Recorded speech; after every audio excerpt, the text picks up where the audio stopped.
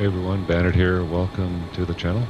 We're back in Microsoft Flight Sim 2024, and for the live stream today, we're going to do a PMDG 737-700 freighter flight. We're here in Barrow, Alaska. We're going to do a flight down to Anchorage, and yeah, 737-700 cargo. Not a very common airplane, but Alaska does have 3 of these, so this is a real-world flight they do, and we're going to knock this out today. Anyway, welcome to the channel. If you're new, take time,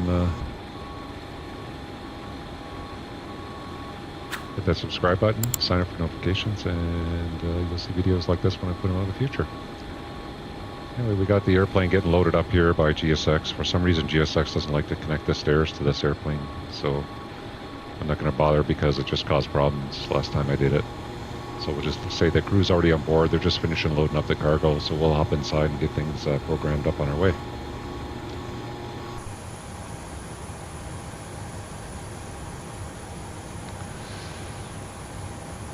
Okay. I already have the flight plan loaded. And I've already loaded the weight and balance for the information there. Look at the flight today. We're going to be just heading down to... So we're on the northern side of Alaska here.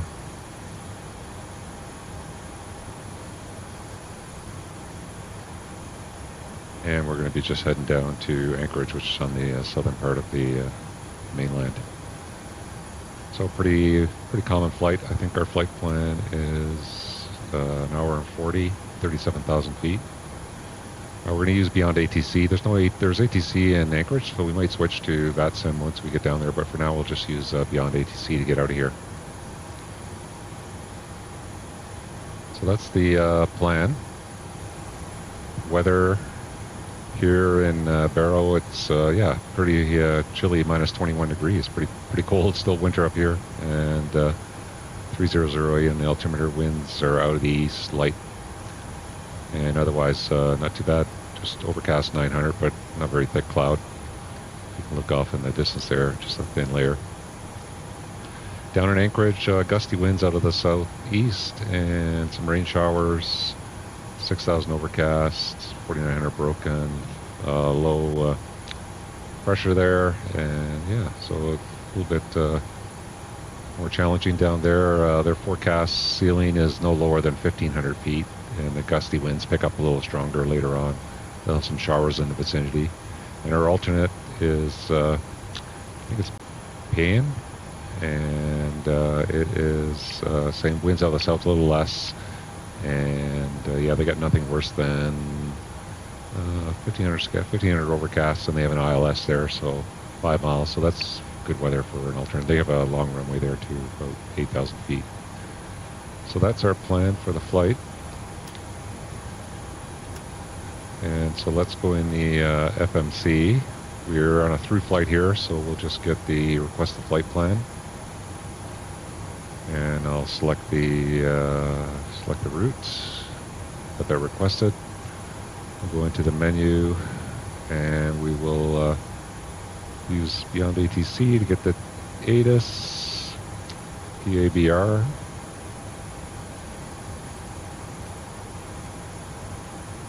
One thing interesting about this airport, I'll tell you in a minute, but I did download a scenery for it, and the scenery is actually really great. It's a 2020 scenery, but it really looks awesome. Really well done. The only problem is the runway numbers have changed since they made the scenery. It's about 4 years old. So we'll talk about that in a second. But anyway, let's look at our ATIS here. So we got ATIS Romeo, winds 1206, 10 miles, overcast 900, minus 21, altimeter 3007. Set that, and that's pretty much it. It's runway 7 in use. So it says runway 7 in Beyond ATC, but the actual, if we get the chart here, it's actually runway 8 in real life. So what happens is you can see it's 0826, and in the database it's 0826, but it still shows up the airport is coded as runway 7 and 25 from whoever developed the airport, and that's what Beyond ATC sees, so that's why they said runway 7. But so the magnetic variation has shifted over the last 4 years, and obviously it has shifted enough to cause them to renumber the runway to runway 8. And that's pretty common. You see that happen occasionally. The further north you go, the more frequent it occurs. The closer you get to the equator, the less it occurs, if at all. And as you go north of 70, they actually switch to everything's in true degrees, and that's why, because the rate of variation change for magnetic north is way too high, so you'd be changing runway numbers every year. So when you go north of 70, which we're not right now, you will have a magnetic true variation, true headings on all your runways. Anyway, that's why that's a little different. So not a big deal. We're just doing a departure out here. I wouldn't download this airport, though, if you want to do approaches in here, because it's going to cause the ILS to be misaligned. So, but it's fine for departure. Okay, so that's our ATIS. We got ATIS Romeo. So I'll just write that down. And let's go back to our route, and we'll load that up.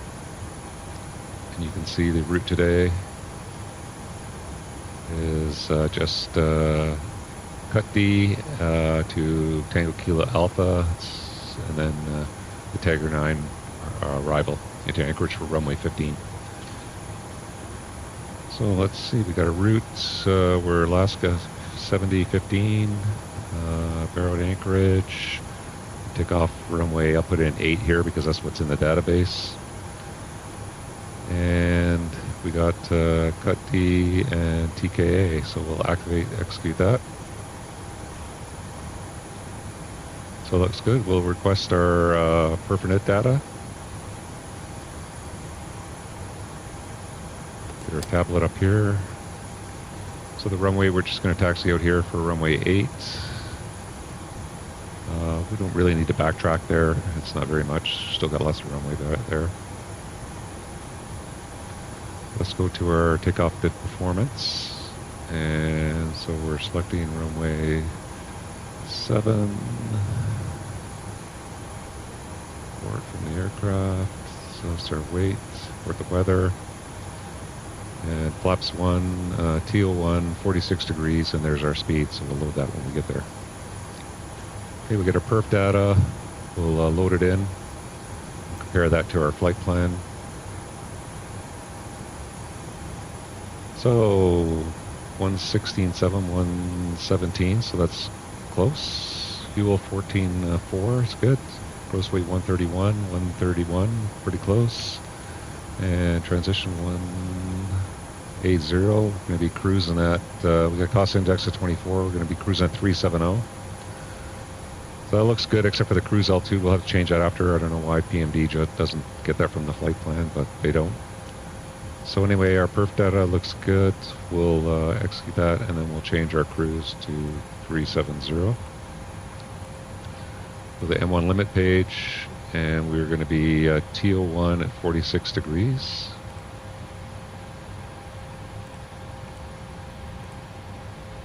That's good. Takeoff is going to be flaps 1. And again, flaps 1 is really common in the 700. You rarely take off otherwise. Maybe flaps 5 occasionally, but on a really short runway, but usually it's flaps 1. CG is good. And we have our V speeds of 32, 33, 37, 32, 33, 37. We'll just transfer those over, and that's all good for our takeoff data. Okay, let's just make sure we got our flow here.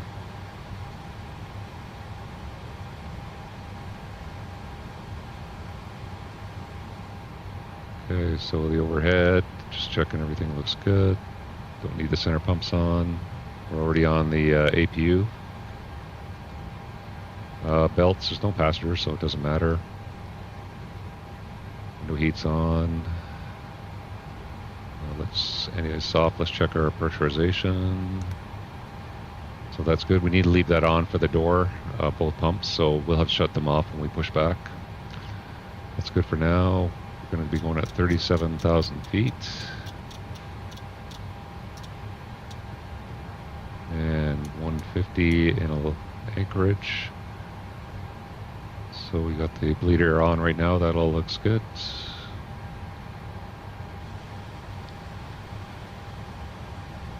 We'll do our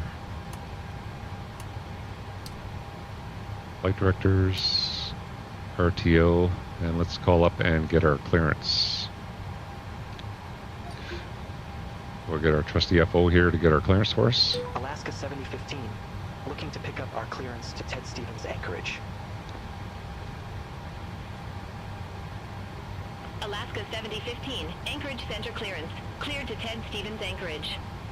Radar vectors Kutta, then is filed. Maintain 4,000 feet. Expect flight level 370, 10 minutes after departure. Departure frequency 135.3. Squawk 6561.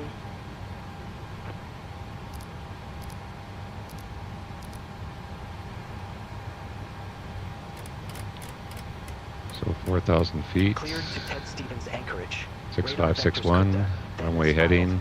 Maintain 4,000 feet. Expect flight level 370. 080. 10 minutes after departure. Departure frequency 135.3. Squawk 6561. Alaska 7015. Alaska 7015, read back correct. Contact Tower 123.6 when ready for pushback or engine start.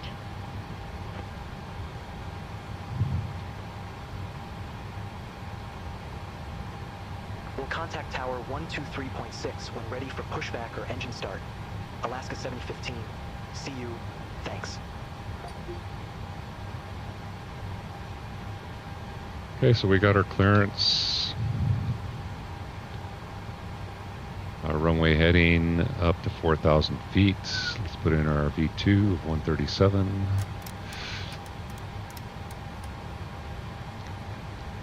We'll get our trim 5.7.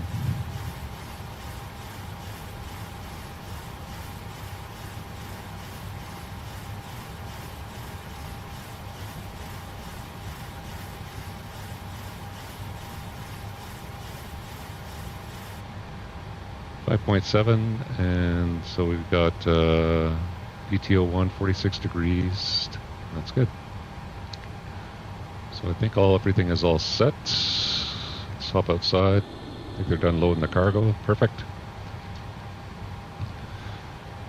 So let's do a before start checklist. So oxygen we'll say is checked. IRS mode selectors are nav. Fuel, we have 14.3, flight plan 14.4, and we have a bit of operational fuel, that's fine. Passenger signs are on. Pressurization mode selector is auto and set. Instruments, we don't need any for departure, just set and cross-check. Our auto brake is RTO. Parking brake is set. Stabilizer trim cutout switches are normal. Rudder and aileron trim is free and 0, and departure briefing, so it's just going to be runway heading up to 4,000 feet. And then that's pretty straightforward. And then no obstacles straight ahead, so if we have an engine problem, we'll just continue on straight ahead at 1,000 feet. Or sorry, up to 4,000 feet on runway heading, and we'll deal with any emergency, and we can come back here for an approach for runway 8 if the weather is suitable. So that's the plan for departure. So before start checklist is complete to the line. Let's get GSX to prepare for pushback here.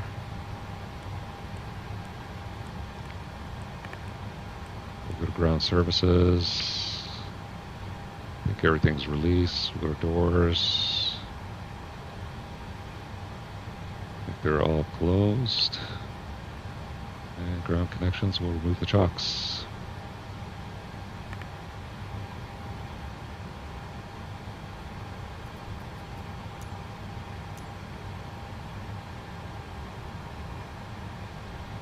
Waiting for boarding to complete. What are we waiting for boarding to complete for?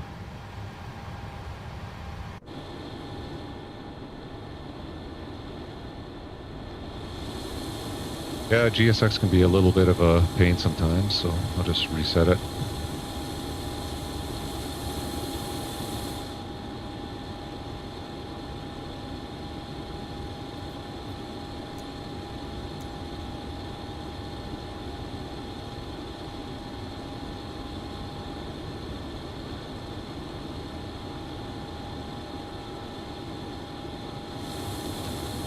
Okay, we'll get hooked up for the pushback. Perfect.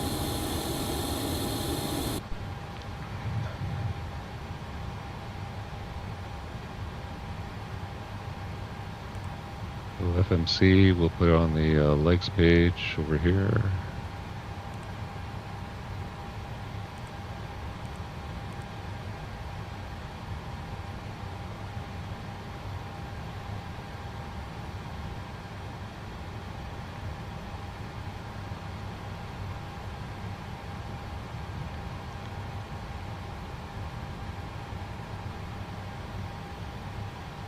See a couple people in the chat there. Has anyone done any cargo flights with the PMDG cargo aircraft? There's not a lot of cargo operators flying 737s, so they're harder to find if you want to do real world ops.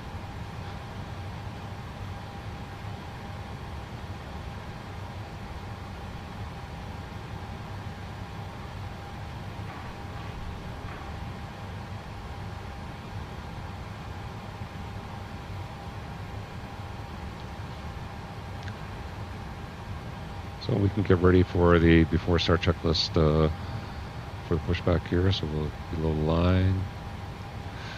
So we get our strobe light on, get our altimeter on to transmit. Probably wouldn't need it up here because it's not a very big airport, but call ground for our pushback and start. Alaska 7015, request pushback. Alaska 7015, Barrow Tower, pushback and engine start approved. Face west. Will it be nose left? Pushback approved. Face west, Alaska 7015.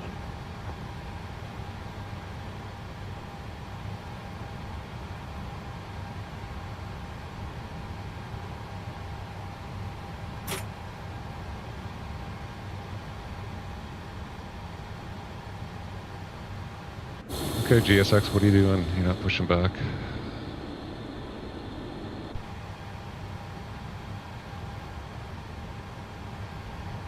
Note to self, do not do a GSX update before I do the VATSIM event next week.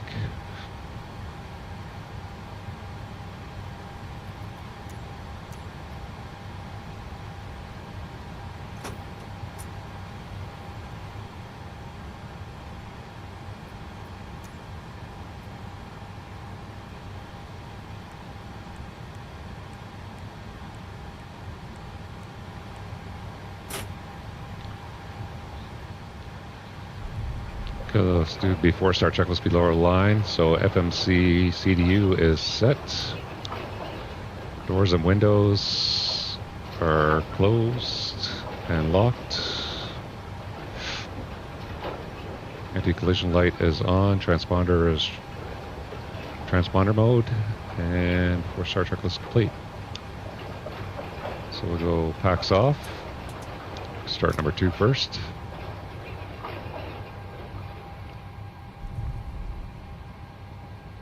Okay, I guess it's not going to push us to the west, facing west, so we'll just stop here.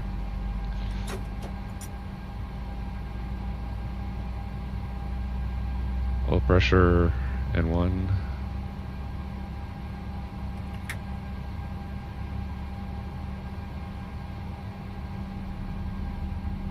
Yeah, I can't believe how cold it is up here still, minus 21 degrees, pretty chilly.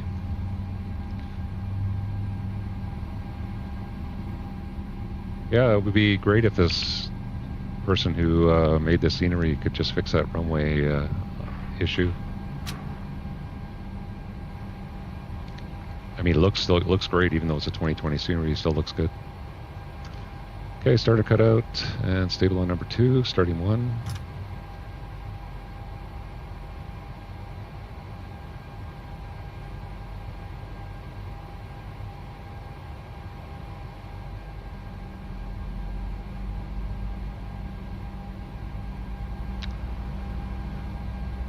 Okay, we got oil pressure N1.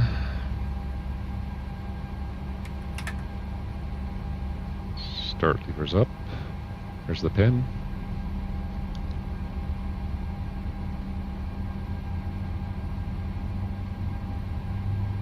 Yeah, I'm not sure how many 737-700 cargo planes there are in real life. Alaska has 3 of them. They have a couple of 800s as well. But you definitely don't see many of these conversions. I think if you're going to convert a 737, you prefer to do an 800. Okay, start a cutout and stable on number 1.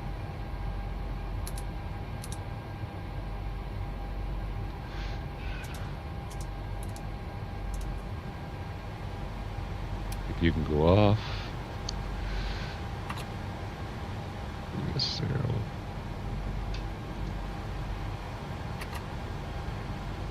And flaps to 1. Hydraulic pressures are good. And after start checklist. Generators are on. Hydraulics are normal. Probe heat is on. Start switches are off. APU is off. Start levers are at idle. And after start checklist complete. And request taxi to the runway. Alaska 7015, taxi for departure. Alaska 7015, runway 7, taxi at pilot's discretion. Runway 7, taxi my discretion. Alaska 7015. Okay, release the parking brake. Taxi light on. Let's make a left turn out here.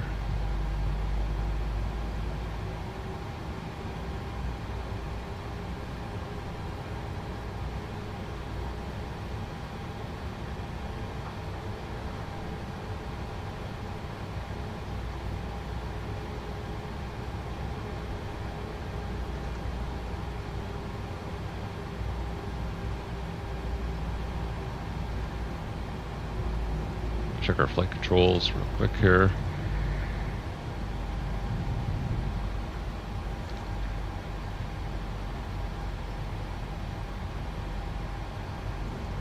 Yeah, if you saw my last video, I did a video on using Beyond ATC with CDPLC, which they've added to this airplane, which is a nice feature.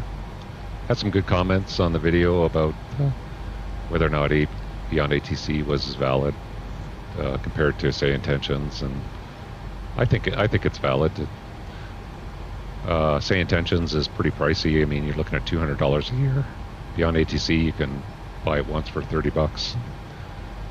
It doesn't get updated as often, and say intentions may be a little bit better, but it still has its problems too.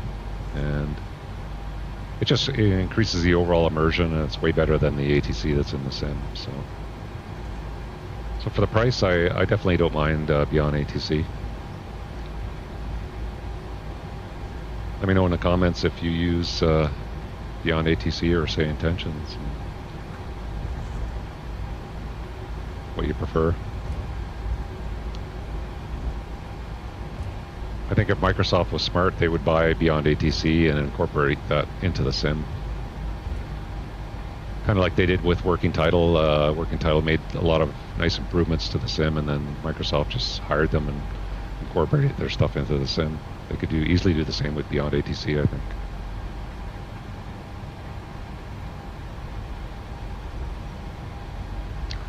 Okay, so we're taxiing. Let's do the or takeoff checklist to the line. So we got flaps 1. So 1 planned, 1 indicated, green light, and detent. Flight controls are checked. Trim is 5.7 units. Takeoff data is checked, and we'll set heading select. Recall is checked. Before takeoff checklist is complete the line.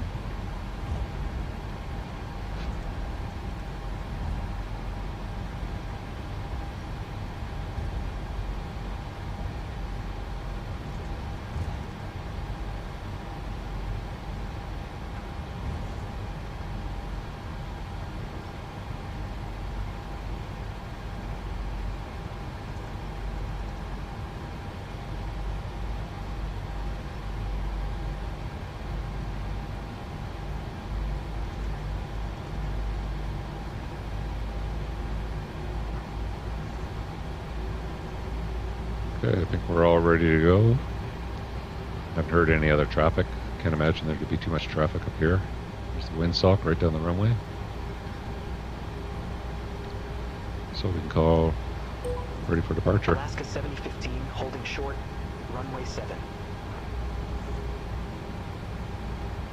Alaska 7015, Barrow Tower, wind 130 at 6, fly heading 080, runway 7, cleared for takeoff. Fly heading 080, runway 7, cleared for takeoff, Alaska 7015. Okay, we're clear for takeoff, so we'll do before takeoff checklist below line. So flaps are 1-1 set, auto throttle is arm, cabin notification. We don't have anyone in the cabin. Is completed. Engine start switches are continuous, and transponder is TARA. Before takeoff checklist complete. I think we're good to go. Get our taxi light off, landing light on, strobe light on. Get lined up here.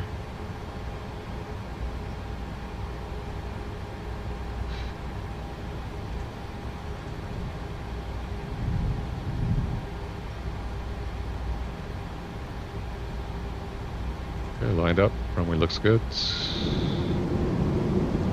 Set thrust. And thrust set. 80 knots. Check. V1.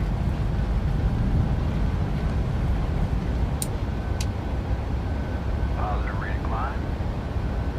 Gear up.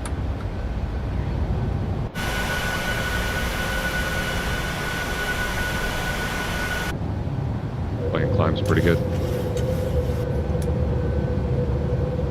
Heading select. Alaska 7015, contact Anchorage Center 135. Autopilot on.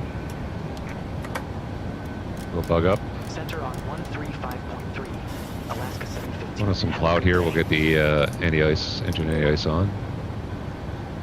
Anchorage Center, Alaska 715. Good day, 2,400. He's good, flaps up. Alaska 7015, Anchorage Center. Good day. Radar contact. Climb maintain flight level 370. 370, it switched over to vertical speed because we had captured the altitude, Alaska so 715. go to level change. Cleared right up to 370. 715, turn right, heading 160. Expect further clearance in about 77 miles. Heading 160. Turn right, heading 160, Alaska 715. Okay, we're clear of the cloud, looks like. We'll get the ice off, engine anti-ice off, and let's do the after takeoff checklist.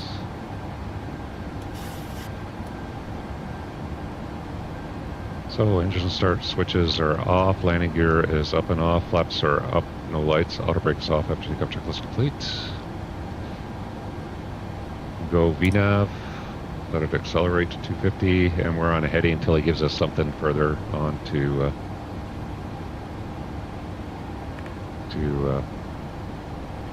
for a clearance limit here.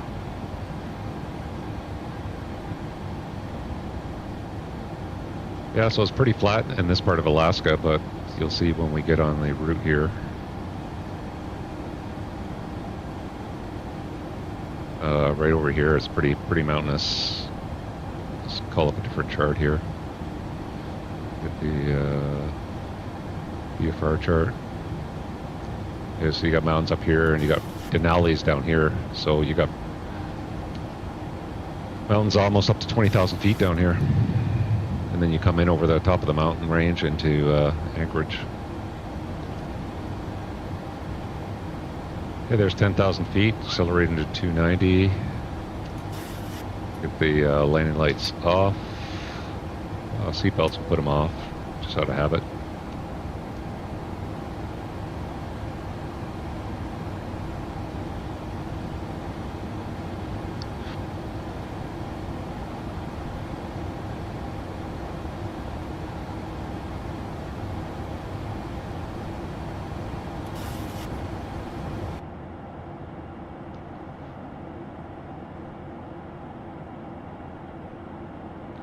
Yeah, not a bad day in Alaska, except for the cold.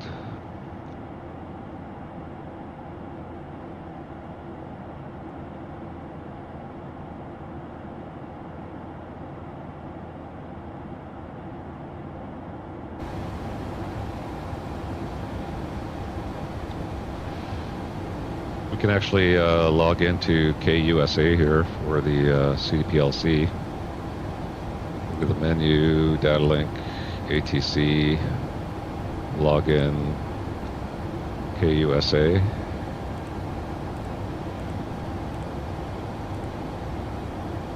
Send that off.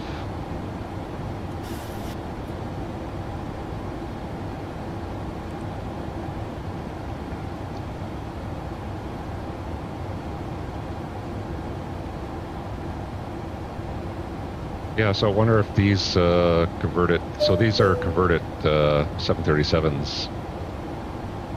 So we get an ATC message.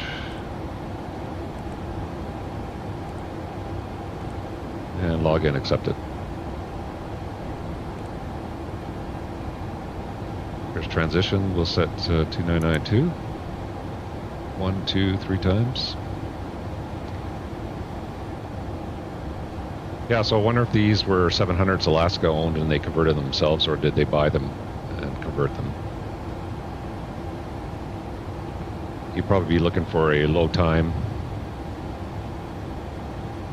Probably looking for a low time 700 with not too many cycles on it, and then getting a conversion out of that. Then you get a lot of use out of it as a freighter for quite a few years. I think the reason the 700s would be less popular is because with cargo, a lot of times you tend to bulk out instead of exceed the weight limit. So obviously the more room you have in the back to carry cargo is better. So that's why the 800s are more popular for conversions than the 700s. I don't think I've ever seen a real life 700 freighter. Seen a bunch of 800s, but never 700s.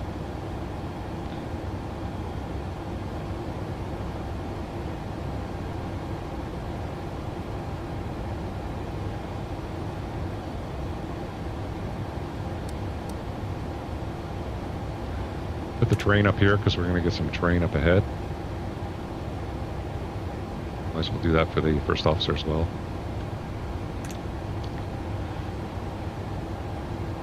So since we're just doing the one leg today, what we could do too is we'll have, so this is about an hour and a half flight airborne. We could just do a missed approach and come back around for vectors for another approach, just to kind of go through that procedure a little bit. Only get about a 2-hour stream in total.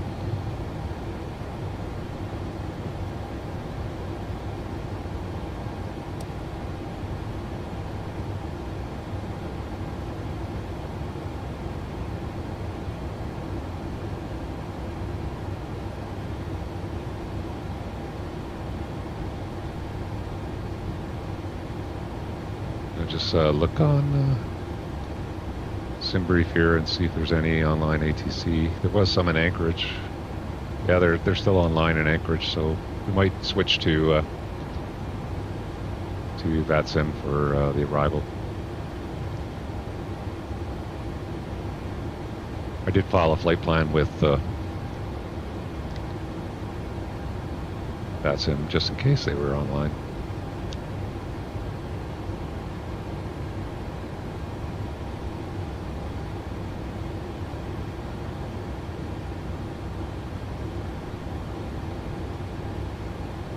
Yeah, I've been having some issues lately with Beyond ATC going off the rails, vectoring for a visual approach. I think it was because I was in the experimental version, so I went back to the normal version, and I tried one that seemed to work okay. So.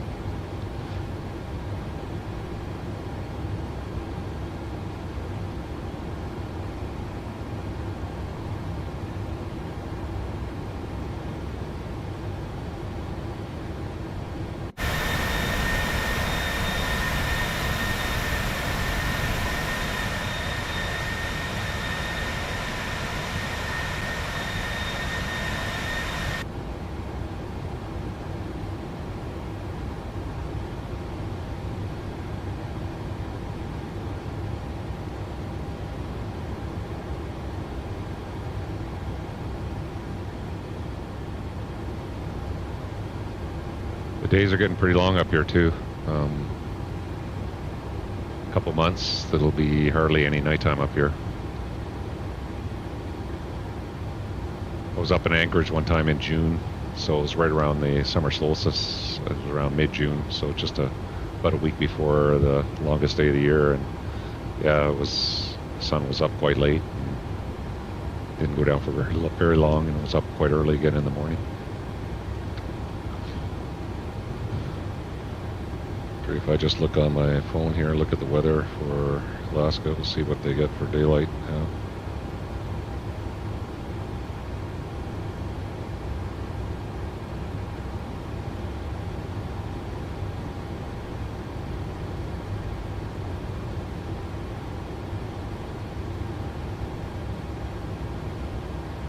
Anchorage, Alaska, sunset 9:30. And sunrise 6:20. Yeah, so that's already a pretty long day. It's not even June.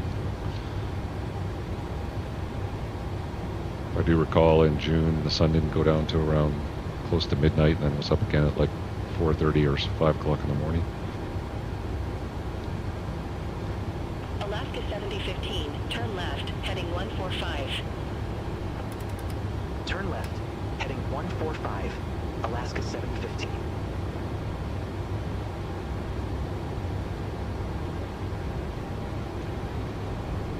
Let's go see if our data link is on KUSA. So it is connected. So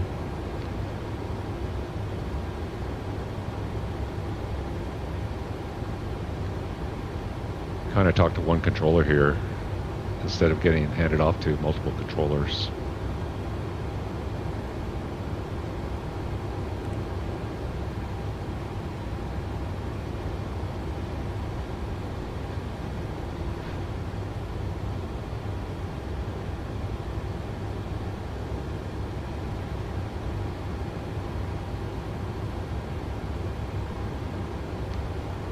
We can get some weather for Anchorage and see what they're doing there. Actually, we'll do that when we level off here in a few minutes.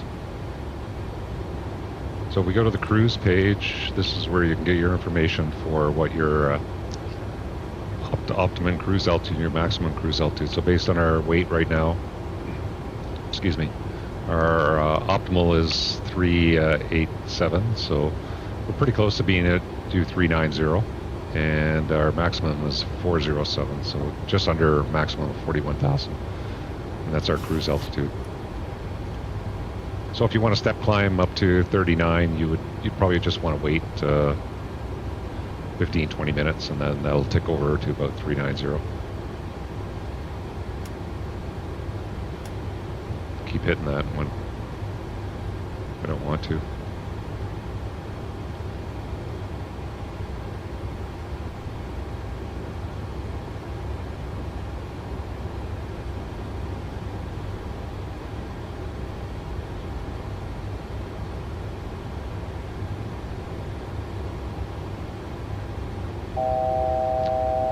It's 1,000 to go.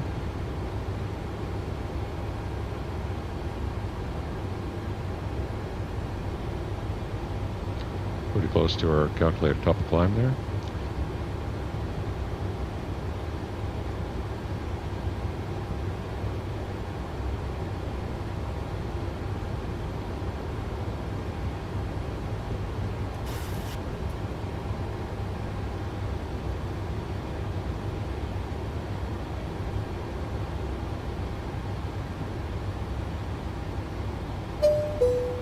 Okay, we're just level.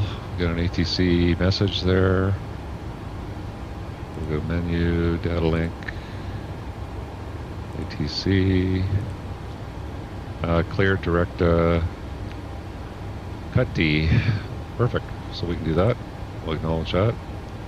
Legs, direct cut D, execute that, and select LNAV.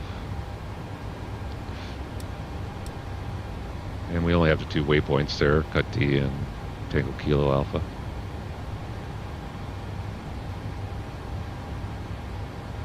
So that looks good. So CDPLC is working fine.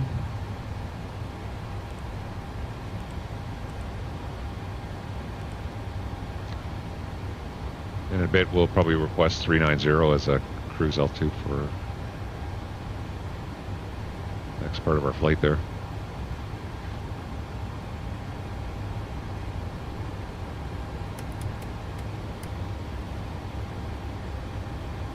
Yeah, so if you want to do some cargo ops with this airplane, there's lots of great routes from, there's lots of smaller airports you can fly into.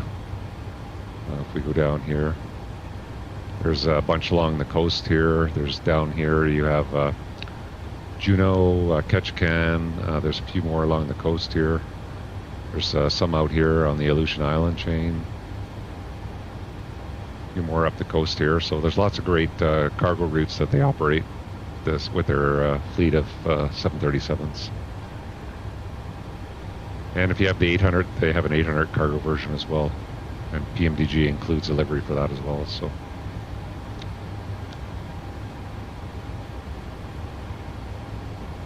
Something different than flying passengers with the airliners.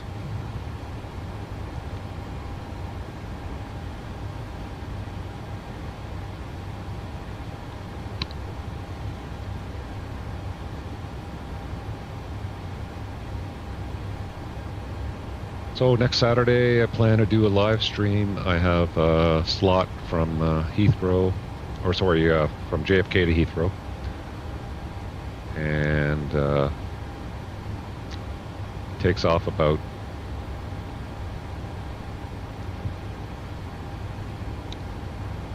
15:09 Zulu.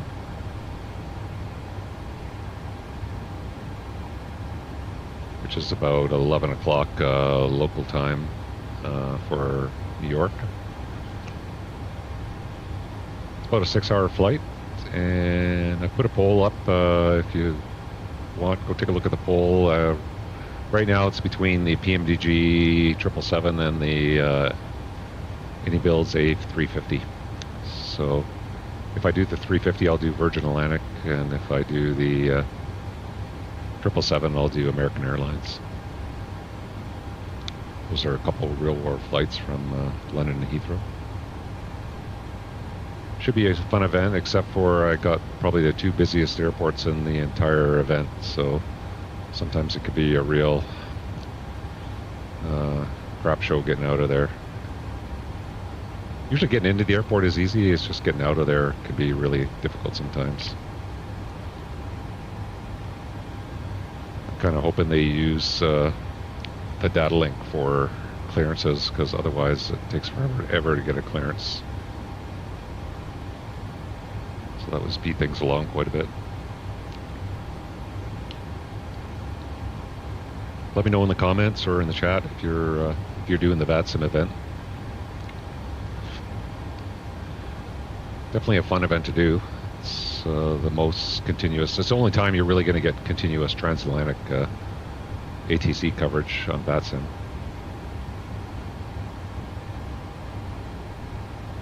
I did a flight with actually Beyond ATC going across the pond, and it actually worked really good. It changed at all the correct FIR points. It did all the CDPLC properly. Yeah, it wasn't too bad actually.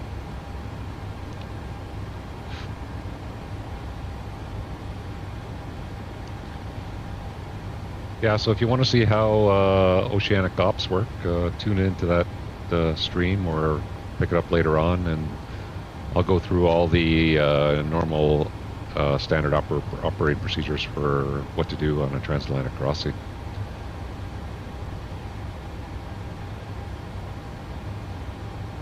How to use the stuff in your flight plan, like to look at your equal time points, how to insert them into your FMC, and set up all that information for your oceanic crossing.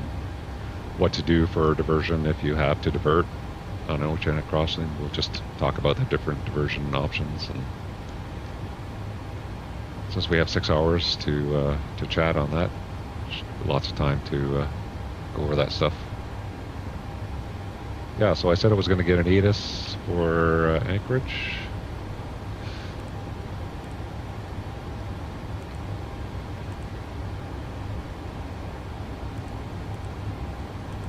So So Anchorage PANC, send that off.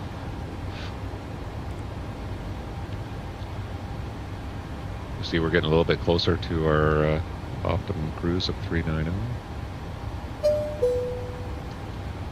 So you see up here it says a comm message, so that would be an ATIS coming in.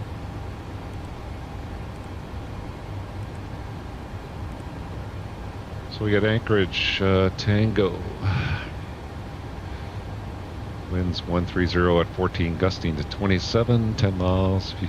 Few at 42, 5,500 overcast, 4 degrees, a little warmer down there. It's quite a difference in temperature. Runway 15, 25 right and 25 left. So since the winds are favoring 50, especially with that crosswind component, I definitely would request 15 over the 25s. It's quite a bit of a crosswind. If you get close to your limit on a dry runway, the 700, if I remember, is about 33 knots crosswind on a dry runway. So that's getting up there. On a wet runway, that might be exceeding your limit, 27 knots. I believe it's 25 on a wet runway.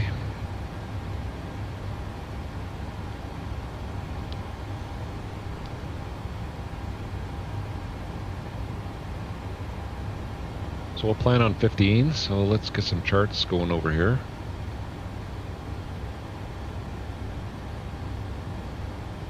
So we don't need this guy anymore. Arrival, Anchorage, airport info, the parking gates. I'm not going to park at the gates. This is the cargo area up here, but I'm not sure if Alaska parks there.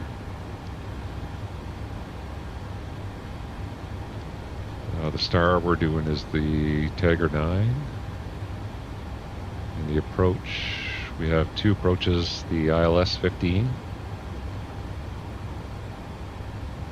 And there's no transition for us off of that. And then the ILS, or the RNF 15. That comes in from Tagger, so that might be the better one to choose. So we'll pick that one for now. Okay, we have an ATC message. So data link menu, ATC. Contact Anchorage Center on 24/6. So we'll do that.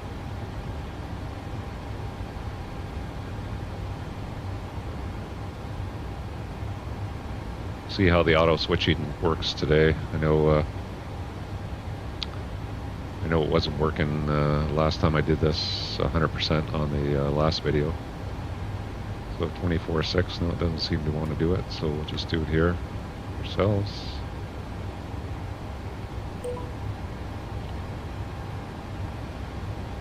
Anchorage Center, Alaska 7015. Good day. Flight level 370. Alaska 7015, Anchorage Center, copy.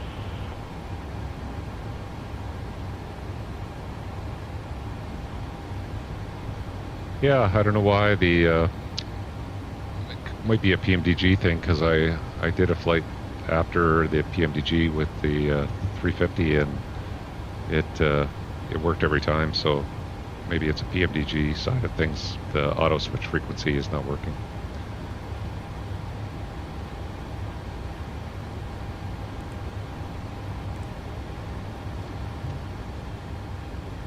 Yeah, so we can do this RNAV. The minimums are 404, so 253, so that's fine, and the visibility. So yeah, our weather is not too bad right now, so that's definitely a good option.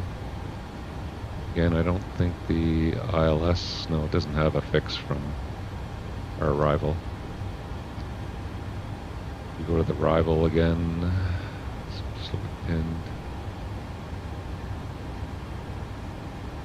Yeah, so it goes TKA to Tagger, and then expect vectors to final approach course after Tagger. So yeah, might as well pick the one that links up with Tagger would be the best option, I think.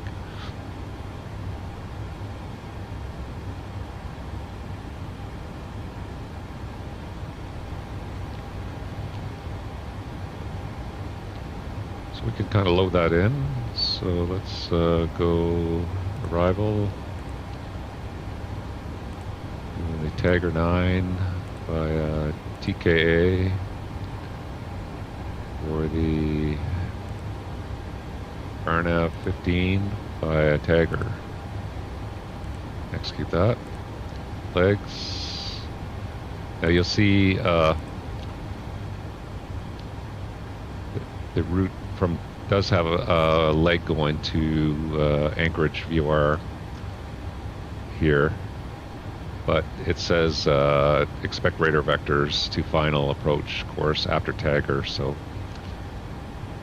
I mean, we can leave that in, or we can close it up. We can always put TED back in the legs page after. So what you're going to see, it goes to TED, then there's going to have a disco, and then Tagger is going to be there. So we can actually take Tagger here, and then bring it back up to Tagger here, and then it should go Tagger to the first fix on the approach, which is card. That looks good, so we can execute that, and then that'll give us one continuous magenta line and better top of descent point.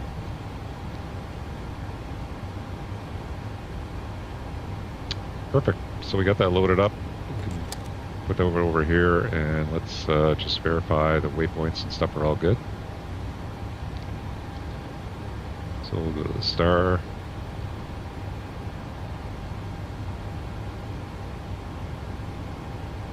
And we're coming in at TKA, and that looks good. TKA, then to Tagger. And then from there we link it up to the approach. There's no restrictions or anything on here. No speed or altitude restrictions on the arrival, so that's good. And we'll put up the approach.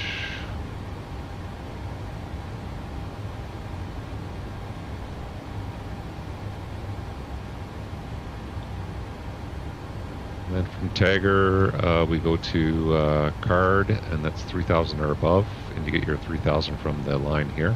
So you have to maintain 3,000 or above until Cardo. And then from Cardo, it's going to be, that's on a track of, Tagger to Cardo is on a track of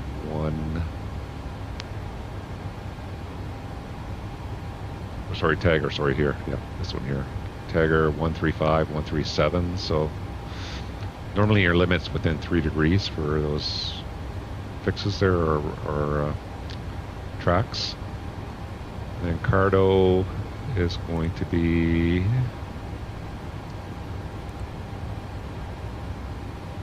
(151) to Kansi, and 149, so it's 2 degrees off. It's fine. 1,600 above, then the runway. And then the missed approach is track of 151 to Zuxen. So climb 3,000 direct Zuxen on a track 229 to Utqiagvik. So 231. So they all seem to be 2 degrees off, and that could be due to variation changes. Okay, and that's 3,000 or above, so all the waypoints and altitudes are good.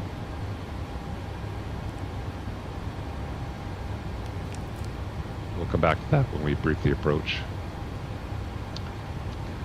The inbound track is 149. We could put that in twice.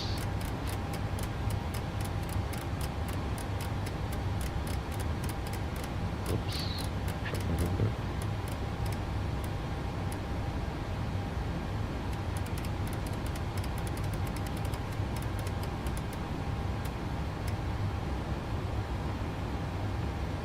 Okay, 149.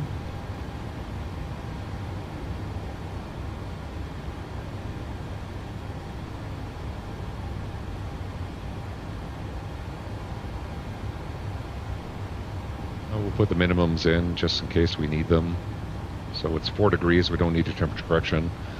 And we're using LNAV, VNAV minimums. So that, you can tell here, that's a decision altitude. So you can put that in as your actual decision altitude for 404. If this just said LNAV, like over here, if you're using LNAV minimums, then that's a decision altitude. So you have to level off at that altitude. But a lot of operators, what they'll do in order to keep flying a 3-degree guide path and be able to do a missed approach without leveling off, is you'll just add 50 feet to that and then just increase your missed approach. And then you can start your missed approach at 650, and then you won't dip down. You're likely not going to dip down below 600, so you're not going to bust that altitude, which is an MDA. So that's quite common. If you see only LNAV minimums, if you want to maintain a 3-degree glide path till your missed approach point, then you just add 50 feet to those. And that's operator dependent. That's SOPs of the operator. Some operators may want you to do a dive and drive, fly down, level off at 600 feet, and then fly inbound at 600 feet. But I know most operators prefer you to be a stabilized approach and just stay on the 3-degree glide, or the glide path published in the approach, which in this case is 3.2 degrees, and just stay established on that and conduct your missed approach. If your LNAV minimums are 600, then you just add 50. But we have an LNAV VNAV, so that takes care of that, so we make that 404.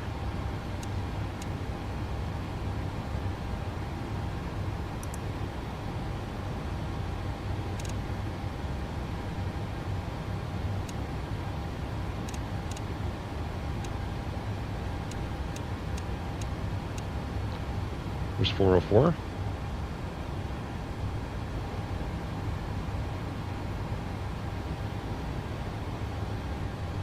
Okay, what we got for runway information here? Next thing is we'll look up for the runway.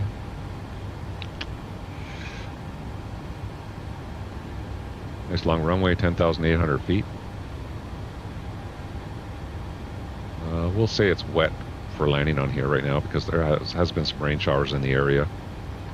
I don't think the ATIS specified or anything, so we'll just assume it's wet. We'll go to our performance and we'll do our landing.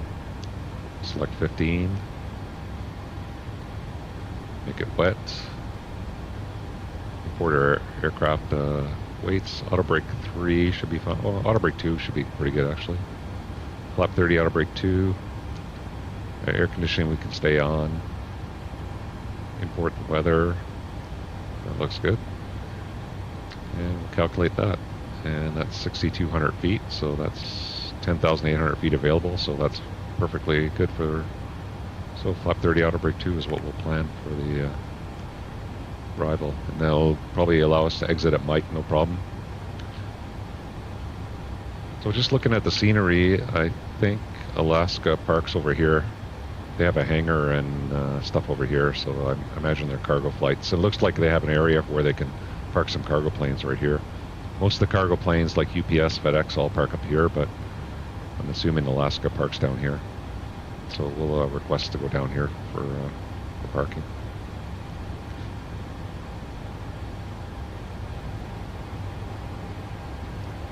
So let's do that. So we'll go auto brake 2. Net ref 30, and we can update that as we burn off a little bit of gas. And now you can see we're good for cruise 390 for an optimal cruise altitude. So let's go to ATC and request that. So we'll go to menu, data link, ATC, request, altitude 390. We'll say due to aircraft performance. And we'll send it off.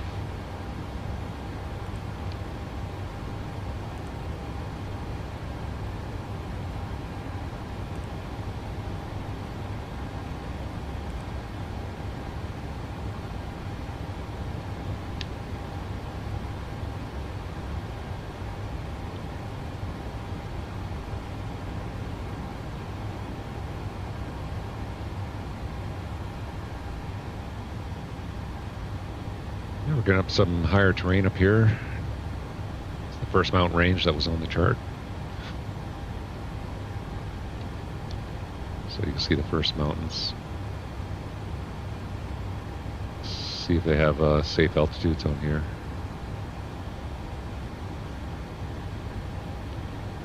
Any spot heights?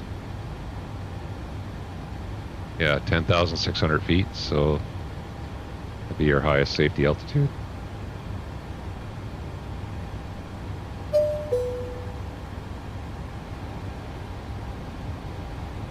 We got an ATC message.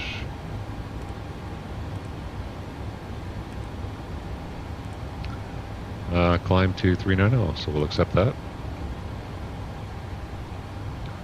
Put 390.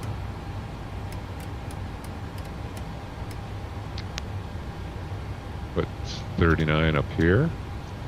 And you can enter it in your cruise page manually, but if you also just go, so if I hit Alt Intervention here, which will start at VNAV because we're in VNAV right now. So if you hit Alt Intervention, it'll automatically make that 390 pop into your cruise page. So there you go, cruise 390. So we have the altitude set 1, 2, and 3 times. And it'll VNAV climb up to 390. If you climbed up in level change or another mode, you'd have to manually put that in yourself.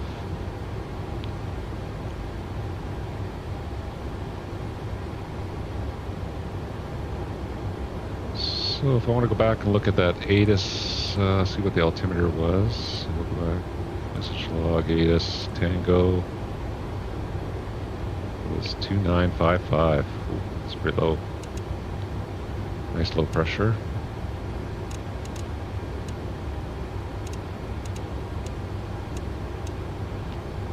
2955. It's ready to go.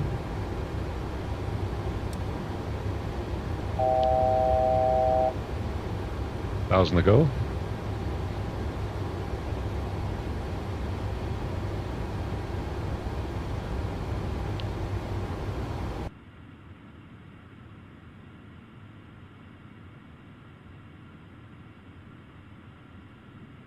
Yeah, still winter in Alaska.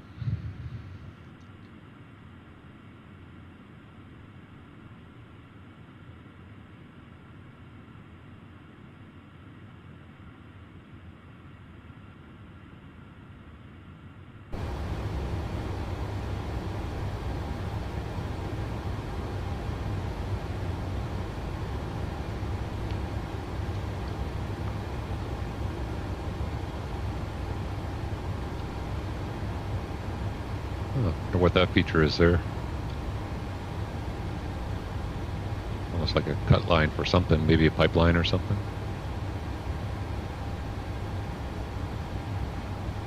Or it could just be a scenery glitch, but yeah, interesting.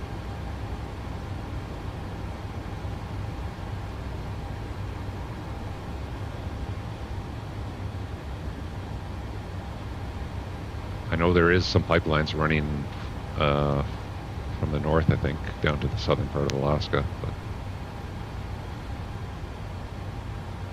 anyway, I just wanted to look at the next mountain range. Denali is on this range here somewhere. But you'll see the safety heights are going to be quite a bit higher. I think that might be Denali right there. Yeah, so look at these safety altitudes. 22.7 for your safety altitude. So, and I think maybe this one here is Denali, or maybe that one there.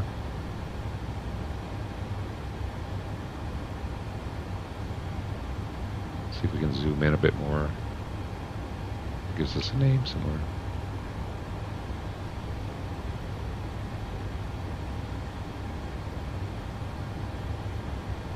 See the world map if they tell us. Nope, doesn't look like it.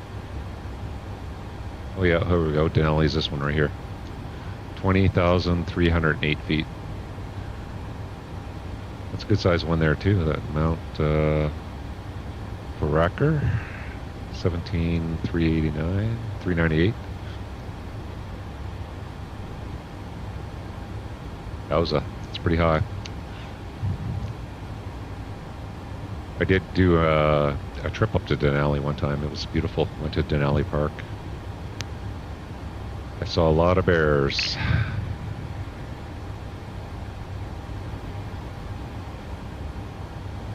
Yeah, Alaska, definitely a beautiful part of the world. Like stepping back into the Wild West.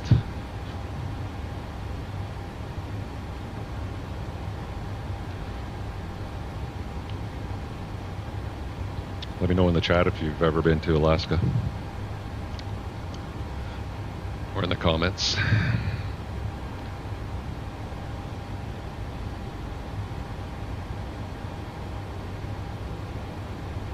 Okay, so it's 7 minutes after the hour. Let's see if they updated the ATIS here.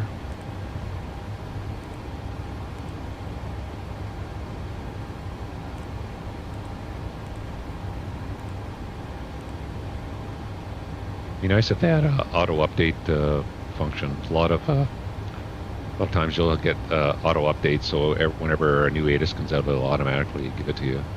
I think that's available on. If I don't. I think maybe on the Airbus has that feature, the Phoenix. But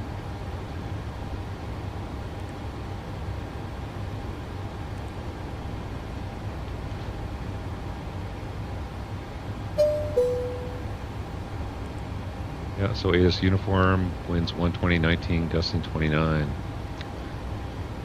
10 miles light rain, 4,300 broken, 3,500 few, overcast 55, still 4 degrees, 2954.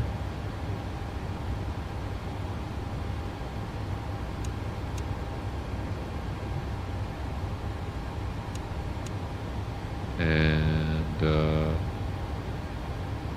1525 left and right.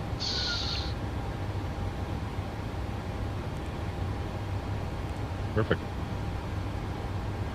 So we'll stick with the plan we have right now.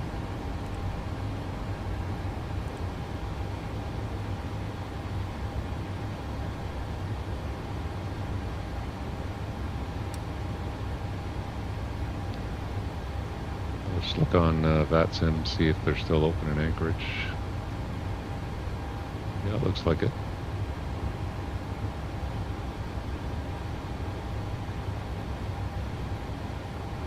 Probably log into vPilot here.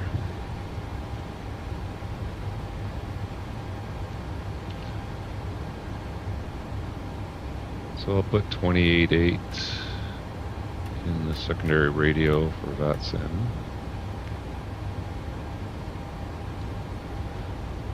Yeah, so usually what I do if I want to switch from Beyond ATC to VATSIM is I'll log into VATSIM before I get into a controlled area, and I already followed the flight plan for it. And when I log into vPilot, I'll just monitor 28.8 for other traffic information. So I'll just put it on, put that radio on as well, and 22.8, sorry. And then I'll have that frequency on. And then if I do get called by VATSIM, then I'll just disconnect Beyond ATC and I'll just go from VATSIM for the rest of the flight.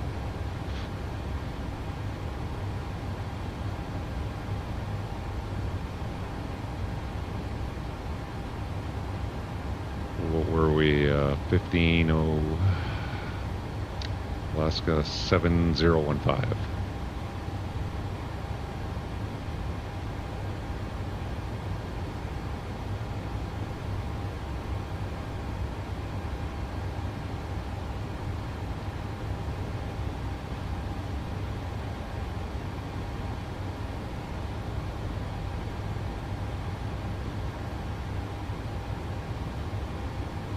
Okay, so we're logged in on vPilot here.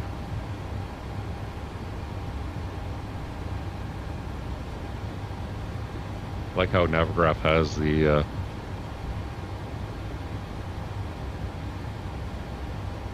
ATC. I'll just bring it over to the screen here. So let's see, we're just traveling up here. So they got all around us Edmonton. That's the Oakland Center, Oceanic there. Vancouver's on, but The only one on is there's control on for the arrival and the tower frequency for VATSIM, so perfect.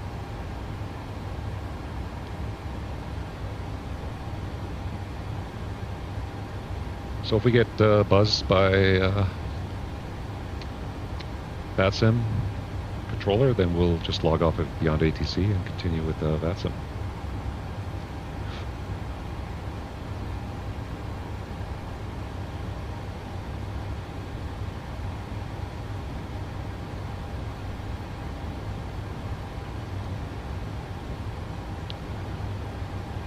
Well, there's our top of descent. And what I'm going to do is we'll put our approach chart up here and we can brief the arrival and the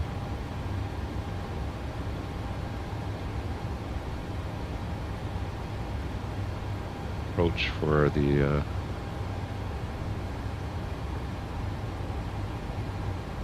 okay, so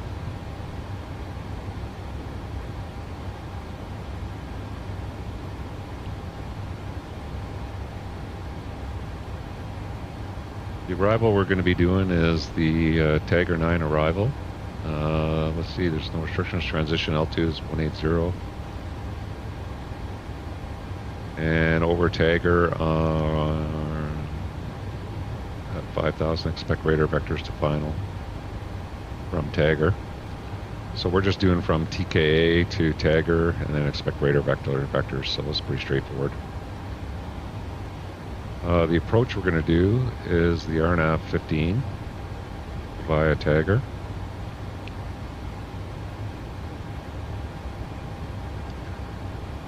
So that is a course of 149. We have it set twice. Crossing the FAF at Kansi at 1,600 feet. Decision altitude, we put it in as LNAV VNAV 404 feet, and that is set in the barrel bins twice. Touchdown zone elevation is 151 feet. It is a 3.2 degree glide path, so a little bit steeper, so you don't want to start configuring too late there because the plane might have a little more difficulty slowing down. When it's steeper than 3 degree, you could have a bit more challenge getting the airplane to slow down while it's trying to maintain that glide path. So always best to think ahead and start configuring a little bit earlier. The weather is very suitable for the approach. We had nothing worse than, I'll go back and recall the ATIS here.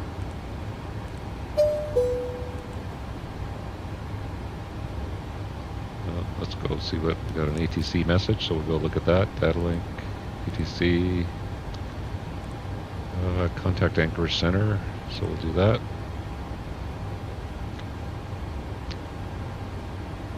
Still not going to do the switch for me here automatically, it looks like.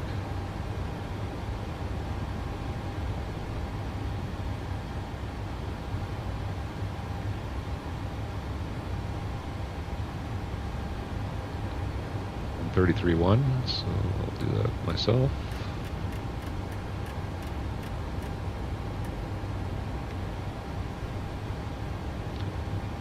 Get our trusty first officer to check in for us there. Anchorage Center, Alaska 7015, flight level 390.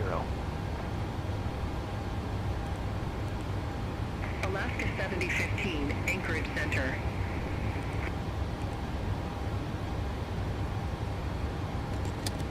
Yeah, so the weather, like we said, it's 4,300 broken, so we can almost do a visual approach. 10 miles, slight rain showers, but with the rain showers in the area, it could come down anytime, so it's always best just to brief the approach just in case the weather gets worse. In the event of missed approach, we will just fly the published missed approach, climb to 3,000 direct to Zuxen, and then a track 229 to Utqiagvik. So right turn, direct Utqiagvik, and climb and maintain 3,000 feet. So we'll just follow that if we have to do this approach, unless they tell us something different. We got flap 30, reference 30, speed 133, outer brake is 2. And with that landing distance, we figured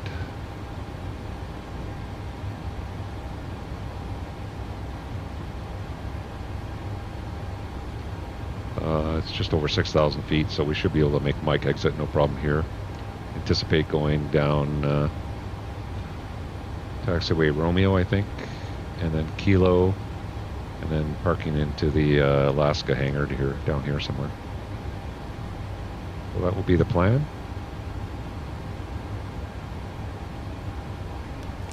So that is going to be our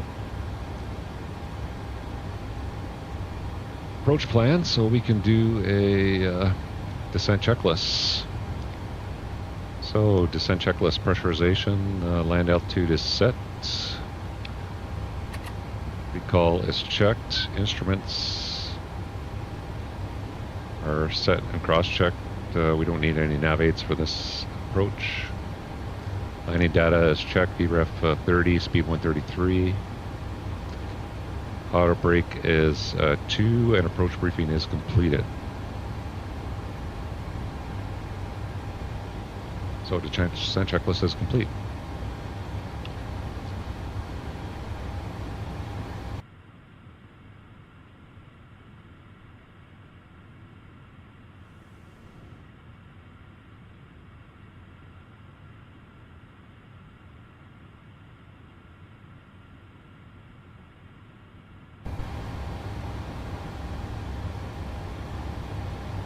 Yeah, hopefully Denali is not covered in cloud here. Let's go back to her map here.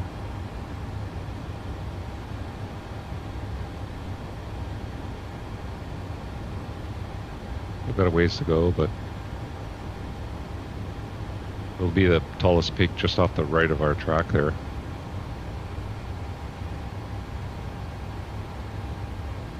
Yeah, the clouds might be above the top of it there.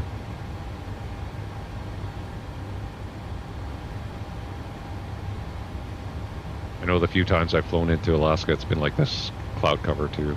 Couldn't see anything.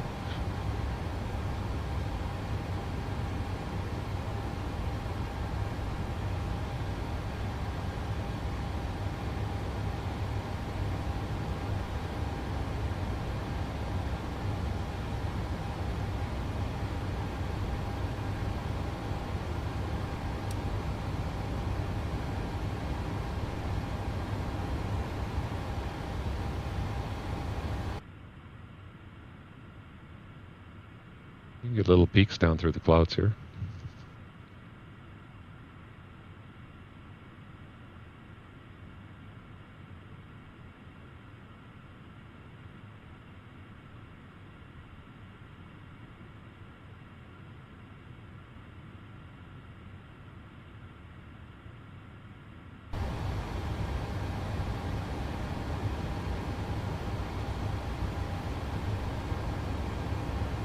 Let's see our descent, 266. I can definitely speed that up a little bit, I think.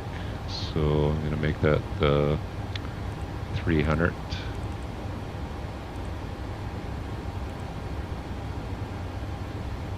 So it'll keep the same transition 785, and it'll transition up to 300 knots, which will speed up our descent. You can see that moved our top of descent a little further along. That's pretty normal. If you want to descend faster, your top of descent will occur a little bit later.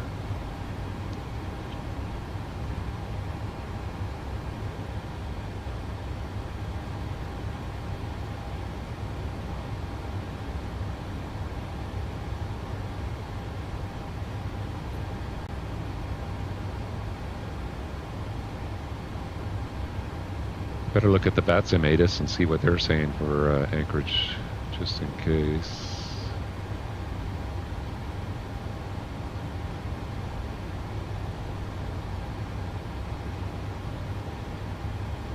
They got the same weather, and their ILS 15 approach in use, landing 15, and departing 25s left.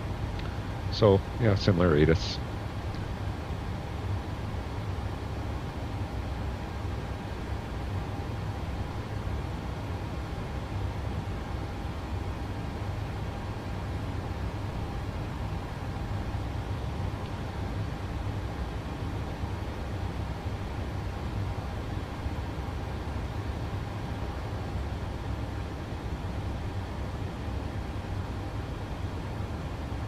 here for Anchorage.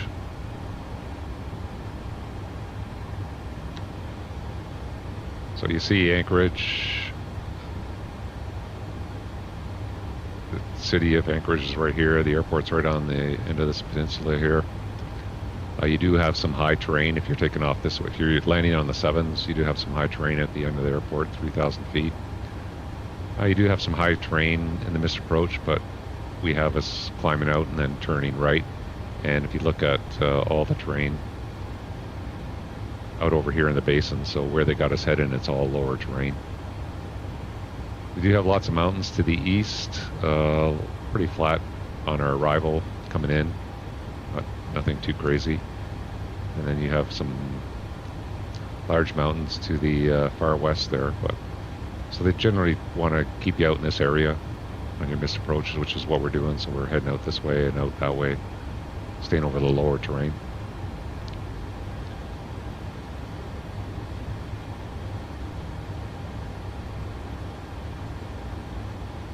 I don't even know what approaches they have for 2.5 here. Let's take a look.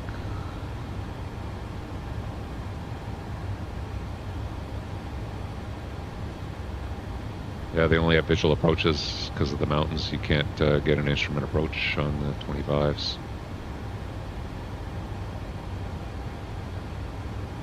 I think the winds tend to favor the easterly runways or the southerly runway. 15 is what we're on, so.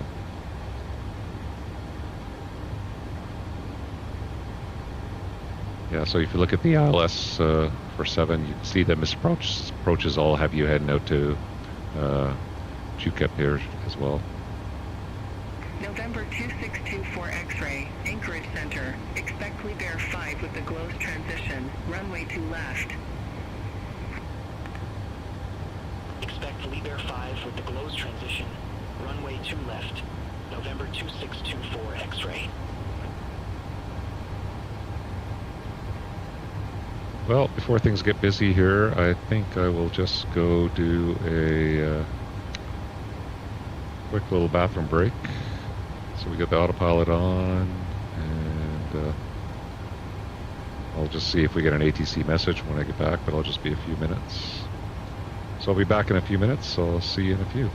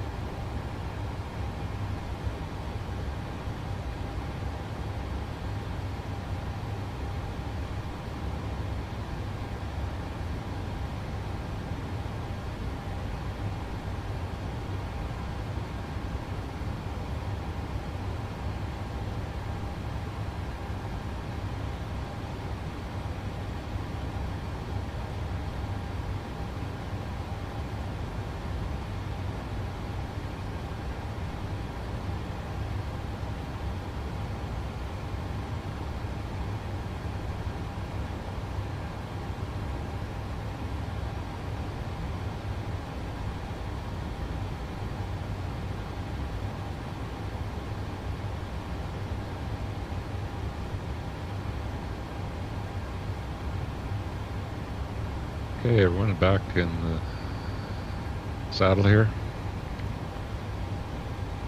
Top of descent is in 73 miles. Alaska 7015, Anchorage Center. Expect Taker 9er with the Haven't got any pings from runway 15. VATSIM yet, and haven't got any ATC messages here, so perfect.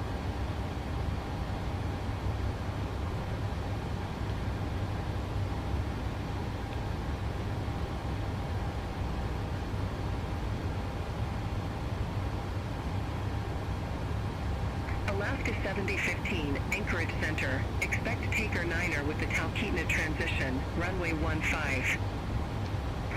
So they're telling us to expect the Tiger 9 Tika transition. We'll accept that. Expect Tiger 9er with the Talkeetna transition. Runway 15, Alaska 7015.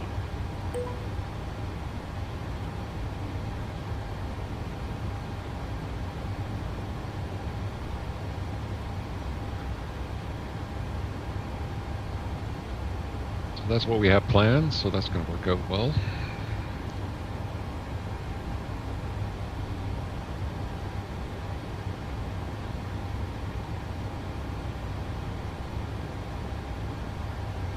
Yeah, so usually that's what I'll do, is combine Beyond ATC and VATSIM. So if I start off a flight out of somewhere and they have VATSIM on, and I'll use VATSIM, and then once they switch me over to Unicom, once I'm out of their VATSIM area, then I'll load up Beyond ATC, and you can actually activate Beyond ATC in the climb, cruise, or descent portion of your flight. Pick up from there.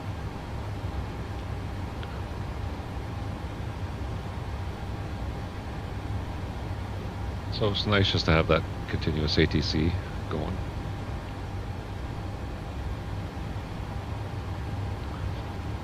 You can do the same thing, I think, with say intentions as well if you're if you use that.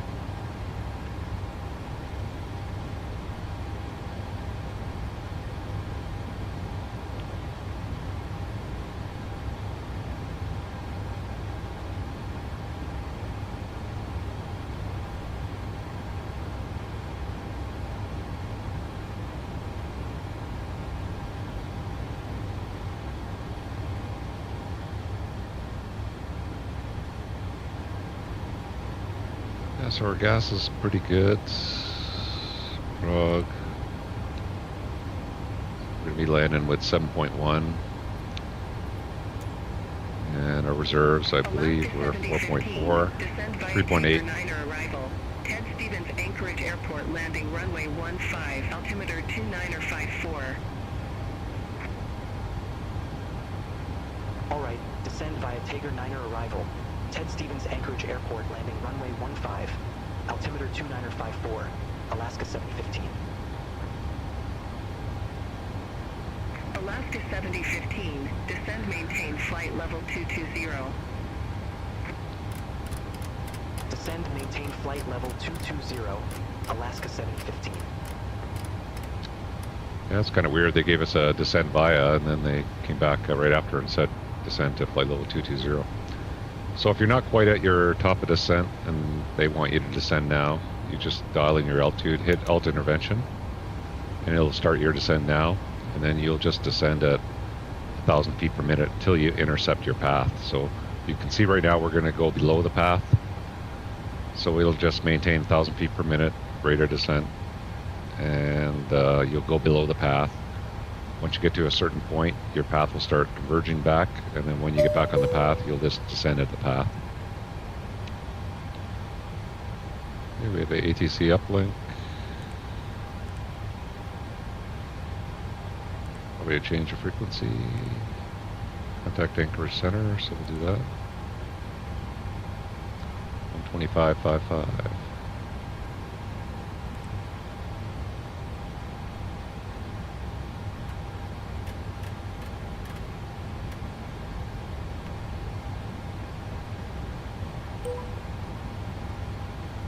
Anchorage Center, Alaska 7015. Good day. Descending via Tiger 9er. Flight level 381.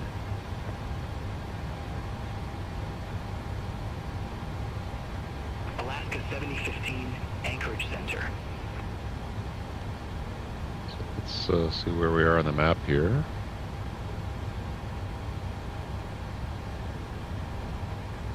Oh yeah, they probably don't want us going below 220 because of the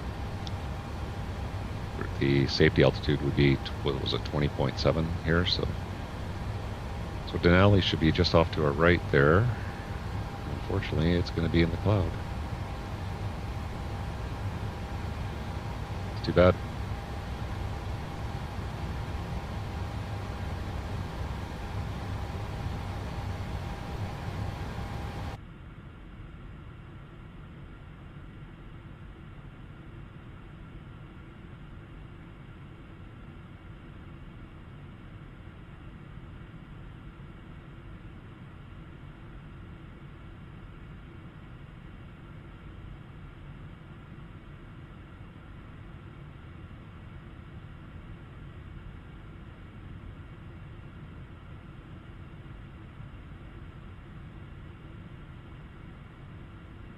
Yeah, I don't think we're going to see too much of it.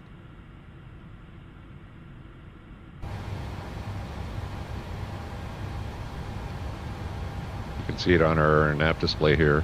The highest point is right there. So set up by 19.1.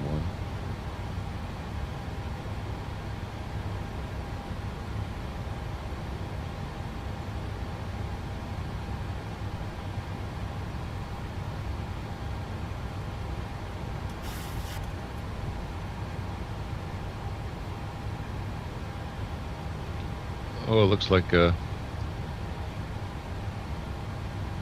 we lost our Anchorage ATC.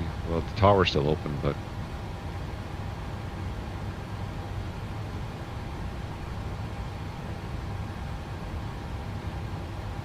maybe for the approach, I'll just stay on Beyond ATC then, if that's the case.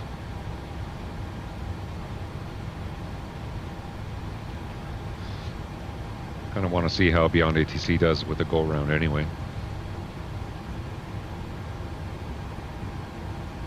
Yeah, so you can see here, Anchorage, we lost our center ATC. We just have tower on right now.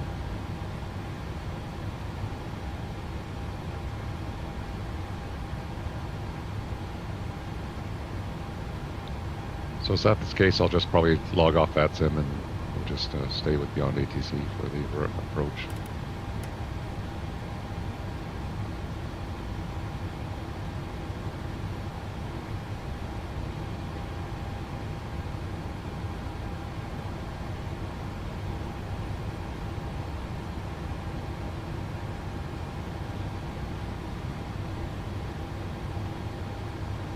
Yeah, I haven't done a go-around with Beyond ATC in a long time, so I'd be interested to see how it works out.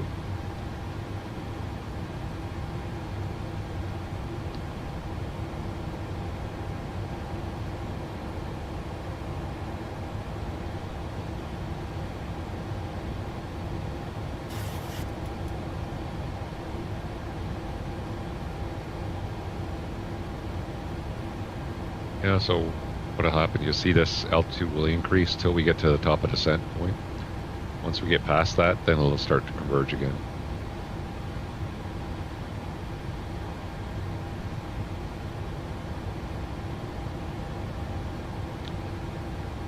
Yeah, we lost the tower frequency at Anchorage as well, so there's no ATC anymore on VATSIM. So I'll probably just log off and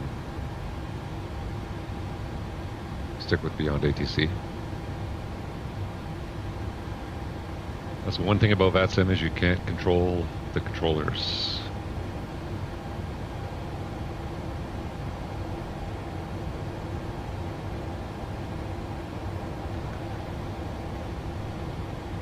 Yeah, but it should be fun next week. Like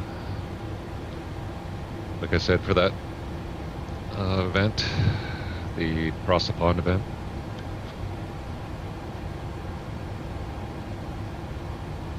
Super busy. If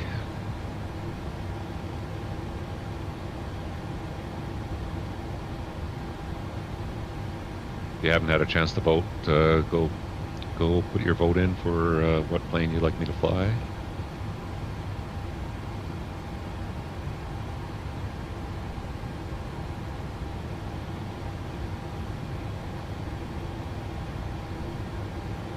I even thought about putting a business jet in there, but I think we'll stick with the airliners.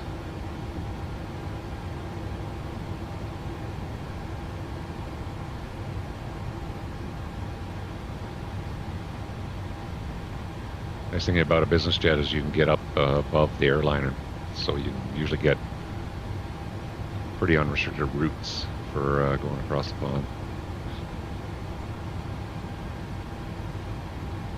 Because most of the airliners they'll top out in the upper 30s.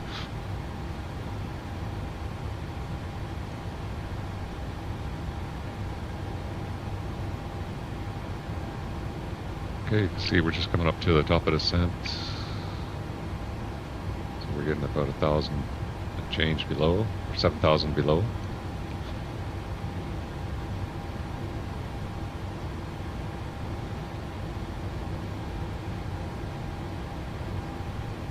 Okay, we don't have any passengers. I'll put the belts on though.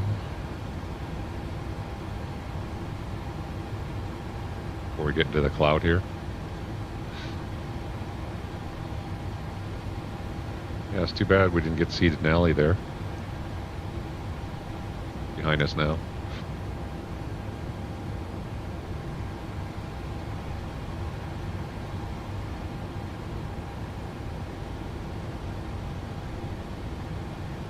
They have some cookies here somewhere. There they are. Yeah. I don't think I want those if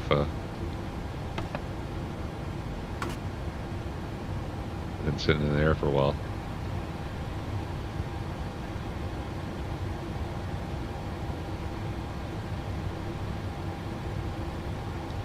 Okay, so now we're past the top of descent and you can see the altitude is starting to converge now.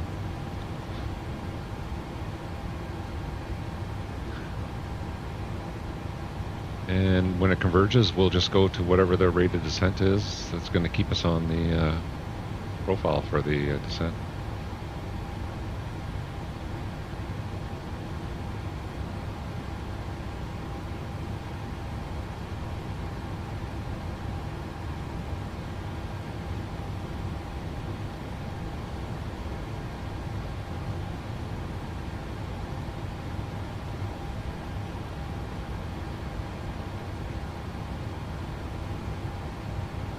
Almost up to our descent speed of 300.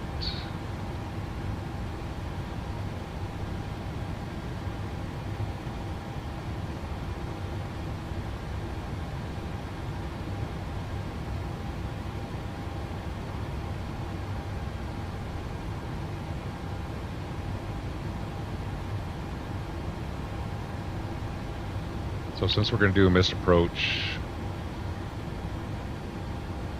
we'll see what Beyond ATC does, but they hopefully will just vector us around for another approach. So we'll be heading out towards they might just tell us to fly runway heading or something. We'll see what they do, but I'm assuming we'll just vector around to the right-hand side here and just come around for another approach again. So we can either do the straight in or the ILS, whatever they set us up for.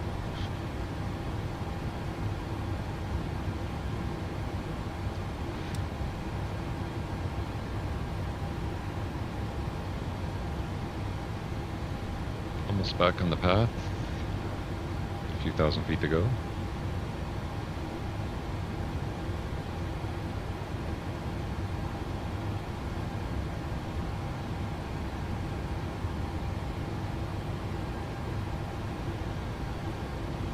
Yeah, I'm just going to disconnect from VATSIM here. I don't think they're going to have some controllers pop back on in the next little while. So.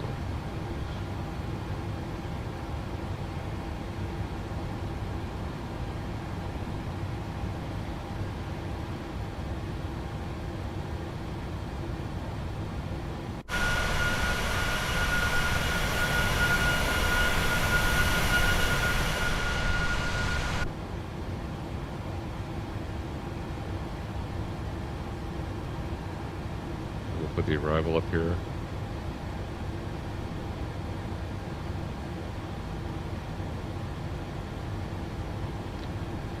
There we are coming into, what's this VOR called?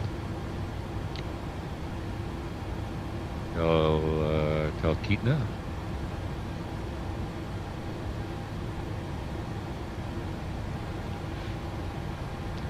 Okay, we got our path.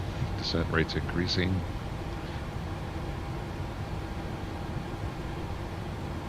Right now we've only been cleared to 220, but we're past all the obstacles now, so should get lower here momentarily.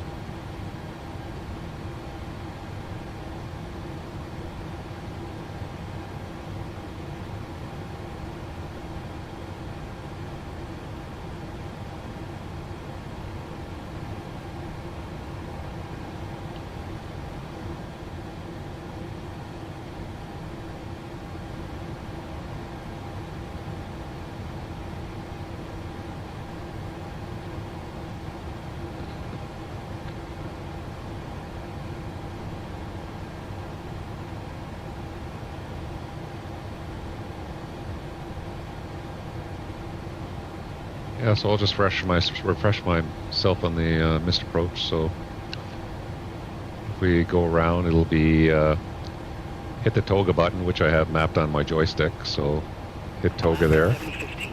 Descend and maintain 10,000. Altimeter 2954.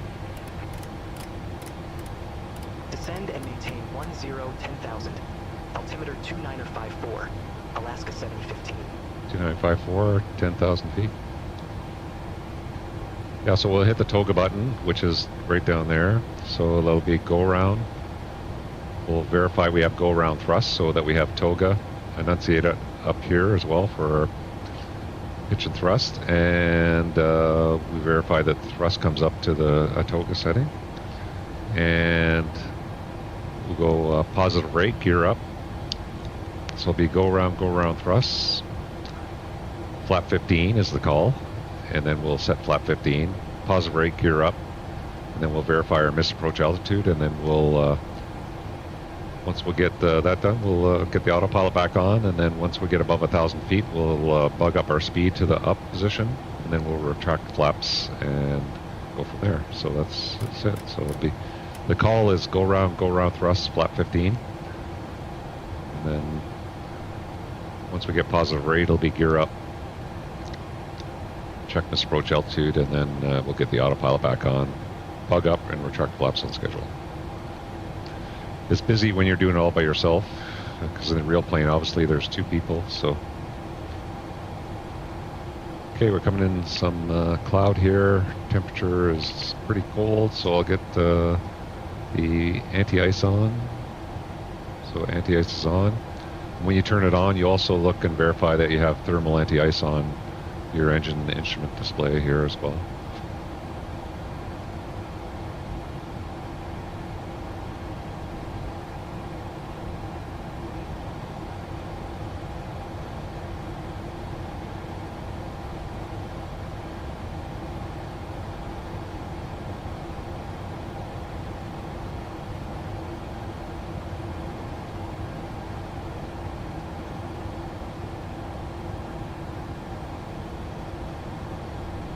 Once we hit Tagger, we'll transition to the approach.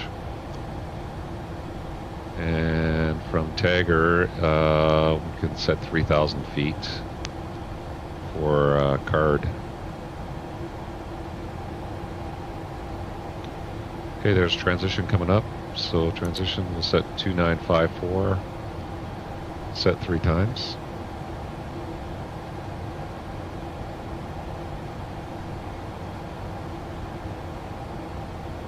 I saw the Microsoft Asobo developer stream there. Just saw some highlights from somebody did a highlight reel, and I see they're going to improve the turbulence effects from clouds. So when you're flying through clouds, you'll get some better turbulence effects. That'll be nice to see, because right now we don't get very much.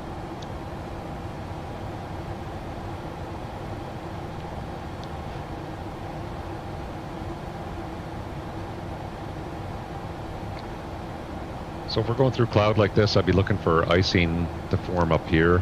It's not simulated in the sim very well. You can't, it's really hard to see your wing, but you kind of look out as best you can and see if there's any ice forming on your wing. Alaska 715.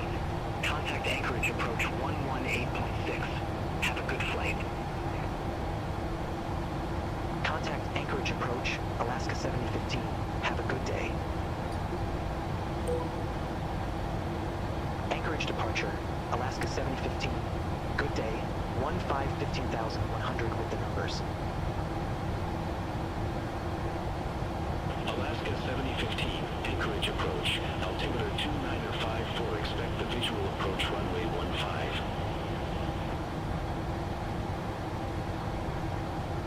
Altimeter 2954, expect the visual approach runway 15, Alaska 7015. Yeah, let's ask if we can get an approach change for that. So we'll press an approach change. Alaska 7015, leave Tater heading 140, expect radar vectors for visual approach runway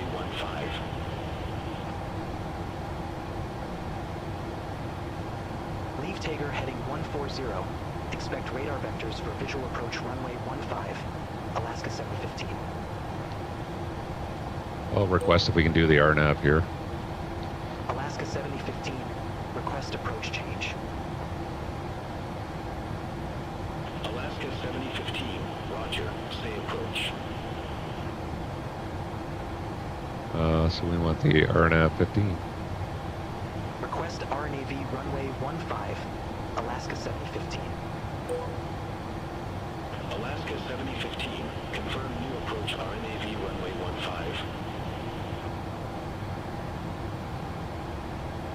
Affirmative, Alaska 7015.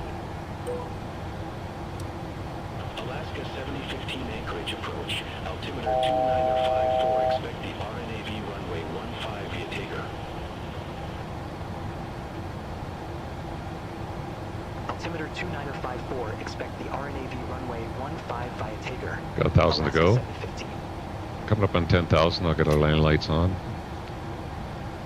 Alaska 7015, cleared direct Tager, cross Tager at or above 10,000 feet, cleared RNAV runway 15.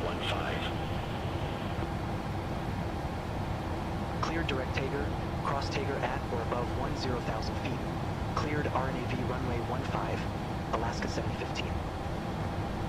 Okay, so we're cleared direct Tager, which we're already doing. Cross Tager at above 10, so we're cleared to 10.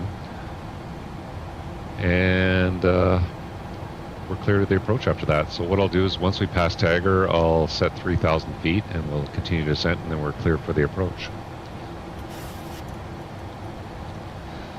Speed's coming back for the 10,000.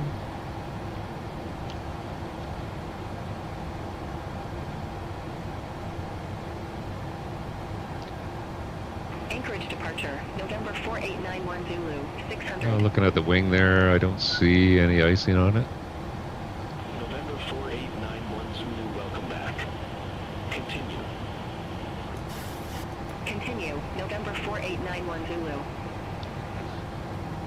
Okay, so we're crossing Tager.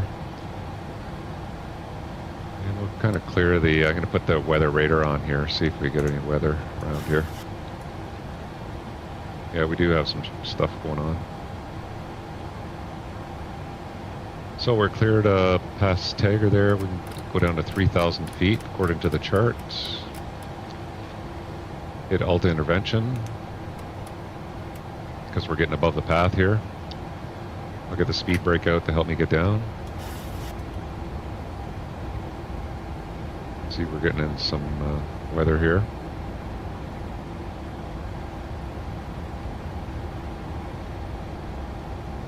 So 3,000 feet to a card, and then we're clear for the approach. So most 737s are not gonna, you're not gonna be able to arm approach mode. The way you're gonna do it is, it doesn't have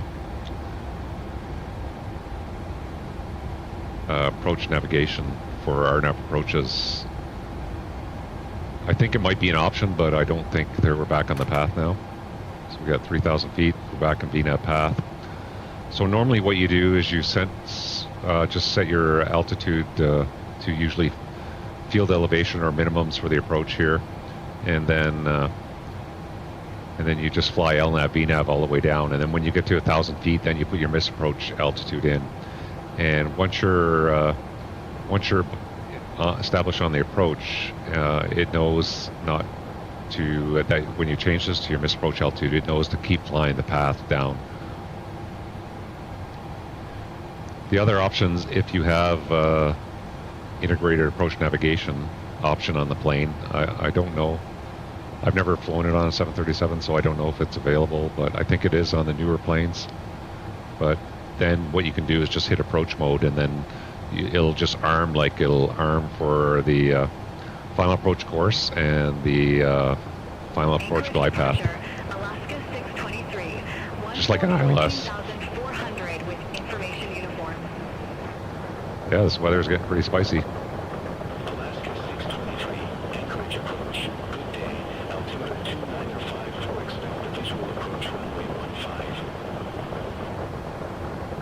Altimeter 2954. Expect the visual approach runway 15. Alaska 623. Okay, so we are, I'm going to tone down the radar picture here a little bit. So we are cleared the approach, and we're on a published portion of the approach, so the we can set the field elevation, which is, or the minimums for the approach. So I'll put 400 feet in here. And because we have the altitude in here, so we have the altitude at Card 3,000 or above and Kinsey 1,600 or above, so those altitudes are protected because we're in VNAV. If you're not in VNAV, then I would have to leave 3,000 feet in the MCP. But because we're in VNAV path and we're on the approach segment, we can I can put the misapproach altitude in here, and then we'll just continue to fly LNAV VNAV on the approach here. So at Card, we still have a good 10 miles to go, so it's starting to slow down a little bit. You got a decel point here. Yeah, I don't know how we do the visual in this, but it does clear up as you get to the airport here. You can see it stops raining, but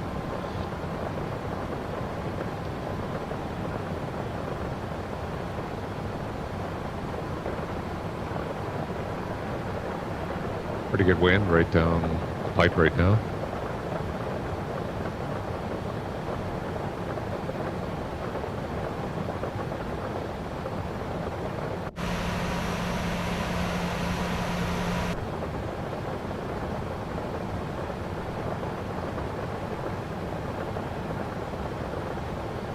So in this rain, I don't think we're going to get any wing icing, so shouldn't have to put the wing anti-ice on.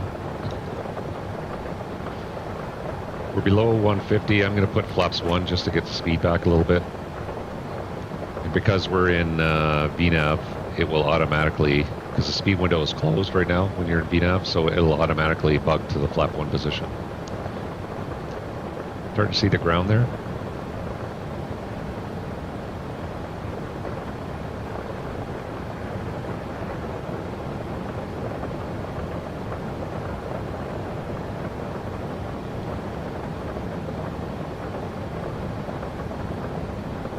If you want to fly a speed other than that speed, you have to open up your speed window, so you can just hit speed intervention and open up your speed window and then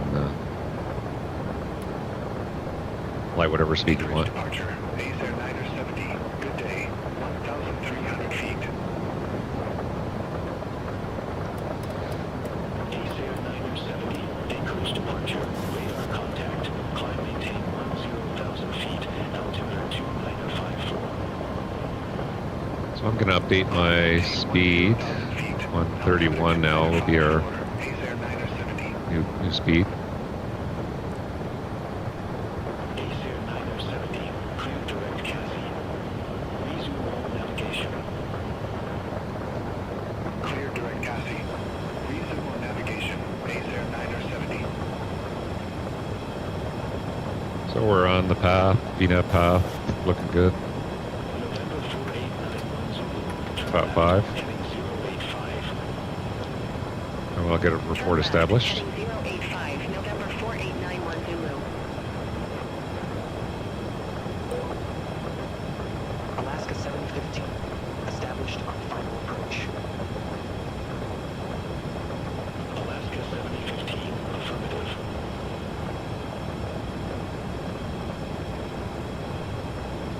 Okay, we want to be configured with gear flap 15 by the FAP there, so gear down. 2500. Flap 15.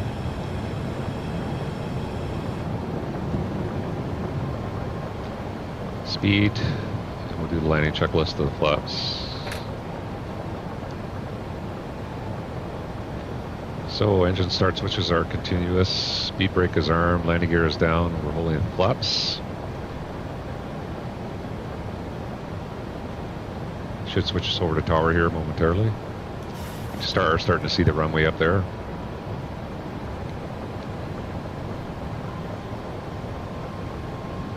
Yeah, I would say it would have been challenging to fly visual approach in here.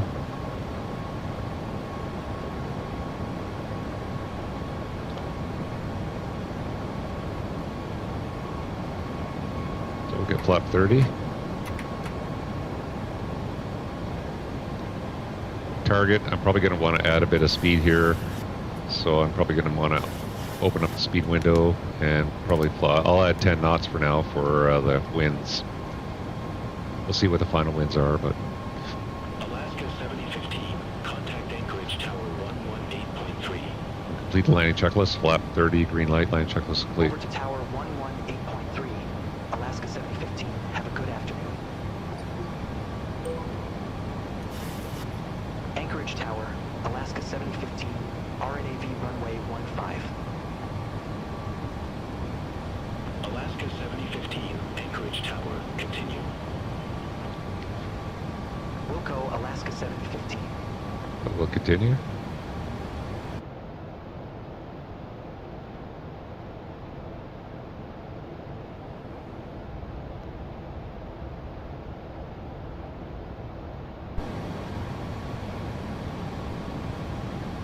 So we're established VNAV path coming up on 1,000 feet, so we'll set our missed approach altitude of 3,000 feet. 3,000 feet set.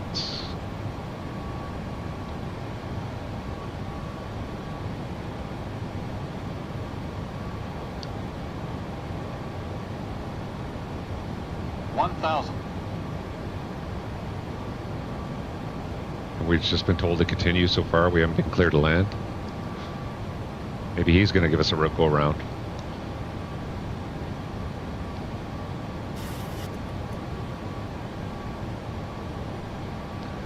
Now remember, when you hit toga, unless you're have both autopilots engaged, which you want on an RNAV approach, but if you're on ILS Cat 3, you would have both autopilots engaged. When you hit toga, your autopilot's going to disconnect, so you're going to have to manually fly your pitch bars there. It's 500 feet. Still haven't been cleared to land. Alaska 500. Go around. Approaching Fly minimums. runway heading. Maintain 4,300 feet. So minimums, go around thrust. Flap 15. Positive rate, gear up. Alaska 7015, contact Anchorage approach 118.6, speak soon. And they want us to fly runway heading to 4,300 feet. So set heading select. So we'll set heading select. Anchorage departure, Alaska 7015. Get the autopilot on. 200. We're above 1,000 feet, we'll bug up. And we'll start retracting the flaps. 23, leave card heading 165. Expect radar vectors for visual approach runway 15. We'll change it to 4,300 feet. Lead card heading Back to level 165. Expect radar vectors for visual approach runway 15, Alaska 623. Get the flaps up. Alaska 7015, welcome back. Continue. 1,000 to go. Continue, Alaska 7015. So we're leveling off. So we got MCP speed out to acquire. Alaska 623, airport is at your 12 o'clock 11 miles. Report the field in sight. Okay, we'll level off, runway heading. Alaska 623. We're going to go back to terrain here for the terrain. Alaska 623, cleared visual approach runway 15. Cleared visual And let's do the approach after takeoff 15, checklist. So we'll Alaska leave the start 623. levers on. We'll get the Gears up and off. 623, contact Anchorage Tower 118. So after takeoff checklist, start switches are on, landing gear is up and off, flaps are up, no lights, auto brake is off after takeoff checklist complete. November 4891 Zulu. So now we're just on vectors for the approach. Well, that was interesting. I didn't have to request a misapproach. They gave me one. Turn left, heading 345, November 4891 Zulu. So they gave us a higher altitude so we could go, probably stay clear of the terrain here, but we do have some terrain hip here that we need 10 miles, so we need to start turning here. Alaska 7015, turn left, heading 065. Oh, he's going to take us left. Interesting. Okay. Turn left, heading 065, Alaska 7015. So what I'll do is I'll load that approach again, and I'll just do the straight in via card. So we'll go, then we don't have to brief a new approach. So we'll go arrival, approach, we'll do the RNAV 15, we'll execute, go back to the legs page, and we'll just take card to the top, and we'll do the intercept course of 149.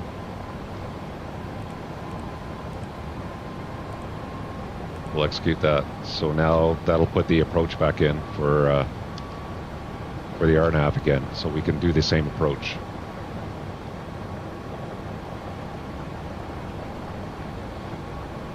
Okay, so he's got us vectors downwind here. Or sorry, on a cross upwind leg, and then he'll take us on a base leg. We have some traffic coming down here. Got an FMC, VNAV disconnect, that's fine. Because we're in heading select, that's good.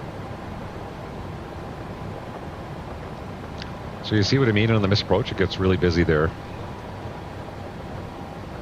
Especially when you got to do everything by yourself. But we got it done.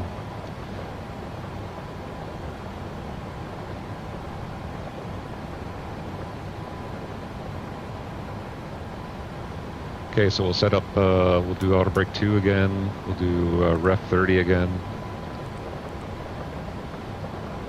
Minimums are the same. Alaska 7015, turn left, heading 335. Yeah, I was going to say we want to turn left. Clearance in about 22 miles. 335. Heading 335, Alaska 7015.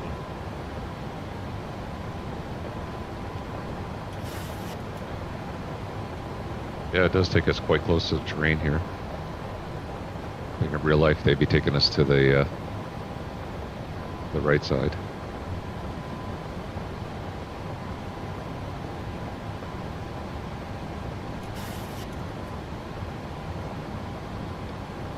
Okay, so we got everything loaded up in the FMC. Cruise altitude is fine. We'll leave it there at 3,000. Fuel, we got our diversion fuel is 3.8, so we still have lots of gas to do another approach.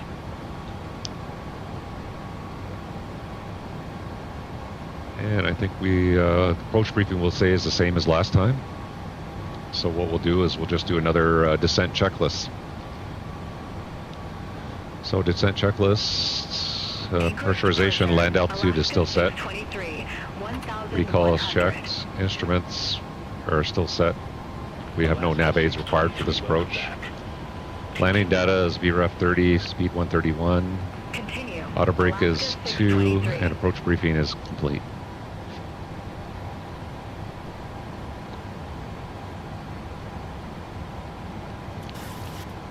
I didn't see an airplane on the runway there.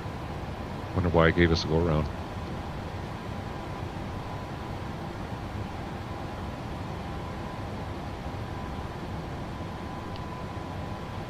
Couldn't plan that better myself if I wanted to. Got some traffic ahead of us here, looks like. FlexJet 9er FX ray, leave will be heading 225. Expect radar vectors for visual approach runway 15.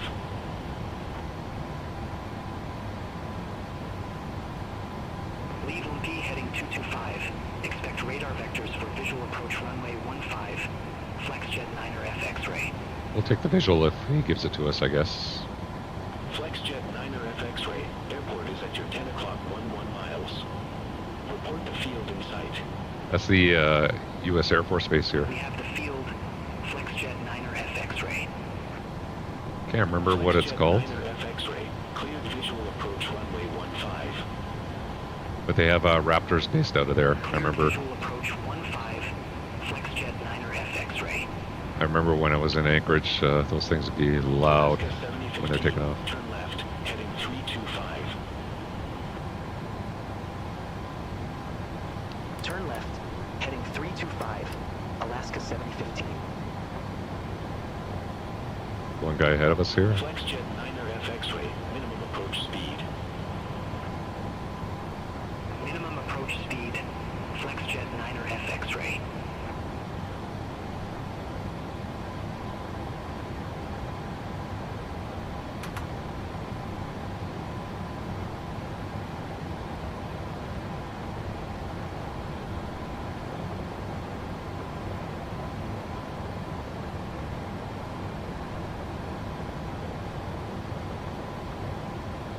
FlexJet 9er FX-ray. Yeah, it got pretty busy in here. Anchorage Tower 118.3.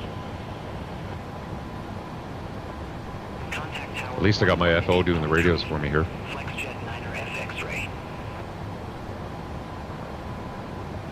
November 4891 Zulu. Turn left, heading 270. Turn left, heading 270, November 4891 Zulu.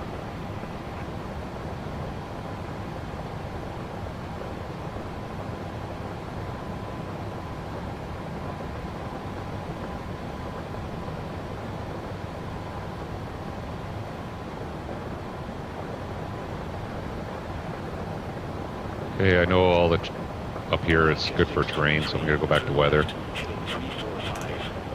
Expect further clearance in about 2-3 miles. You can see we're getting into the heavier weather up here. Turn left, heading 345, Alaska 623.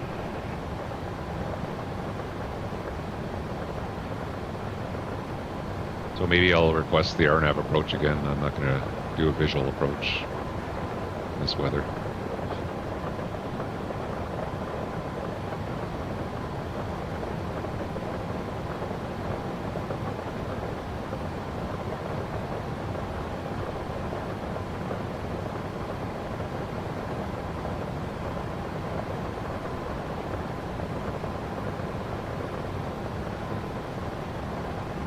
Anyway, if we have to go around again, and I would go to my alternate. Beyond ATC doesn't have that feature where you can go to your alternate. So I'll just do it on my own. Alaska 7015. Turn left, heading 265. Pretty close to that guy ahead of us here. Turn left, heading 265, Alaska 715. November 4891 Zulu. Descend and maintain 3,700. Descend and maintain 3,700, November 4891 Zulu. Yeah, normally it wouldn't be that close to traffic ahead of you.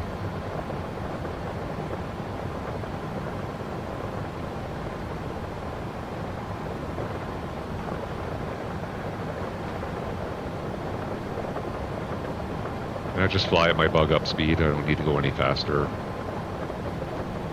Normally you want to be around 200 knots when you're doing this anyway.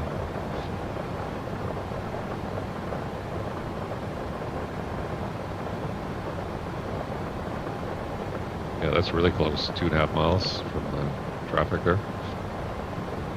Alaska 7015. 7 miles from Card. Turn left, heading 185. Maintain 3,000 until established. Cleared RNAV runway 15. Turn left, heading 185, 3000 until established. Cleared RNAV runway 15, Alaska 715. 3,000 vertical speed.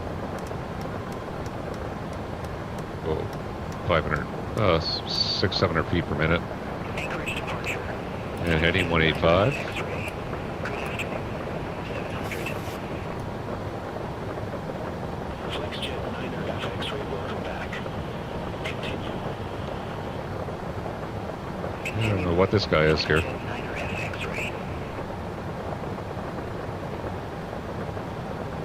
Okay, so we're kind of heading direct to card there, so I'm going to make it easy on myself. I'm just going to go legs, direct card.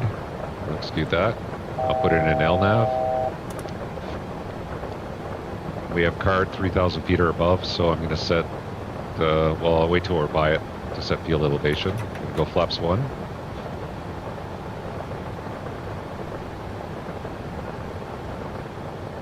Keep an eye on that, but we've been cleared of the approach, so as soon as we go by card, I'll set field elevation.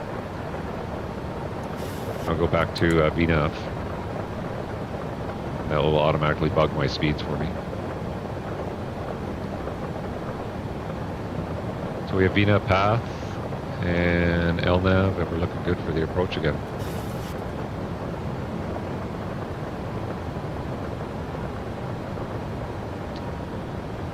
I must say, other than keeping us really close to this traffic, Beyond ATC is doing a pretty good job.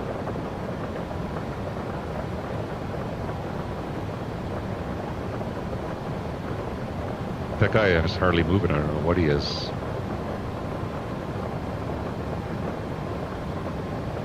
Okay, so we're coming by card. I'm going to set 400 feet again. Still an LNAV VNAV path.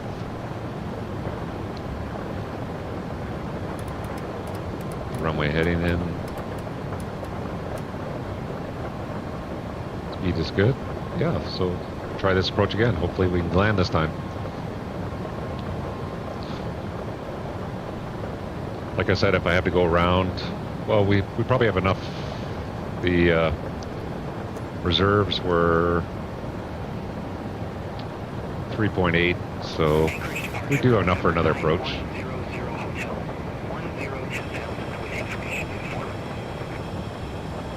can see that on your perf page too. So the menu, see.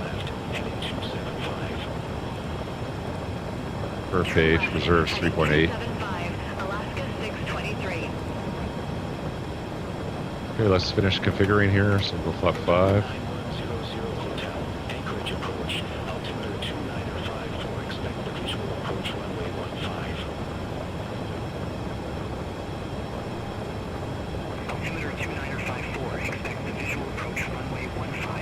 November 9100 Hotel. Well, hope we get in this time, huh? So we'll go. You're down. Flap 15. Descend, maintain 3,700 feet. Altimeter Speed. 2954. And we'll do the land checklist of the flaps. So engine start switches are still continuous for the engine and the ice being on. Speed brake is armed. Green light. Landing gear is down. And we're holding the flaps. Alaska 623, airport is at your 10 o'clock 14 miles. Report the field in sight. They say field in sight, they're not. There's no way they have a field.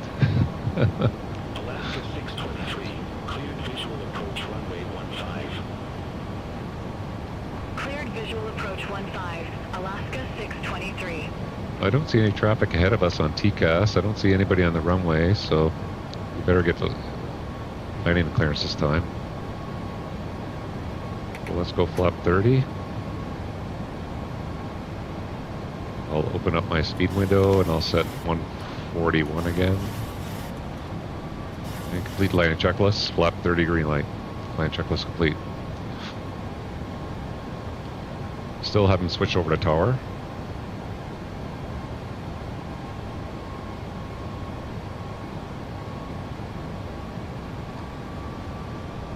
The tower frequency is 18.3.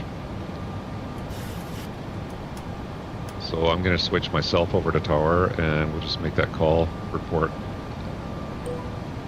on the tower there. Anchorage Tower, Alaska 7015, RNAV runway 15.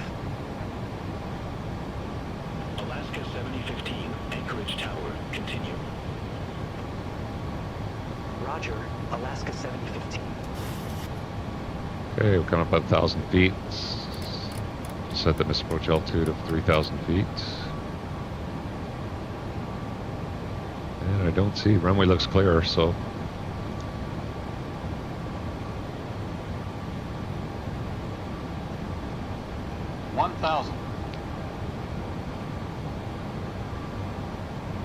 checks. Let us approach altitude 3,000 feet set. A sailboat over there? Wow, so it is.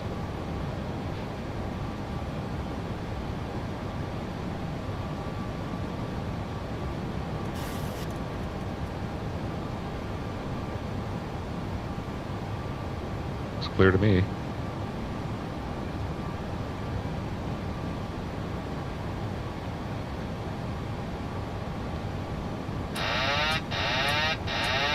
Autopilot disconnected. 100 above. 500. Approaching minimums. Well, he's not saying anything, so I'm just going to land, I think. Minimums. Minimums. Continue. Auto throttle disconnected. 300. 100. Geez, up till now, ATC did a really good 50. job. 30. 20. 10.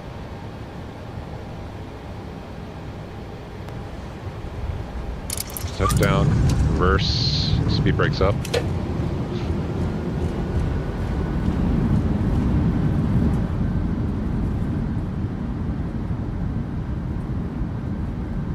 Auto brake disarm.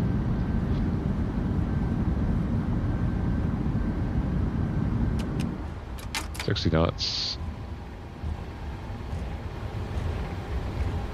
Yeah, I wonder what happened with Beyond ATC there. Kind of lost it.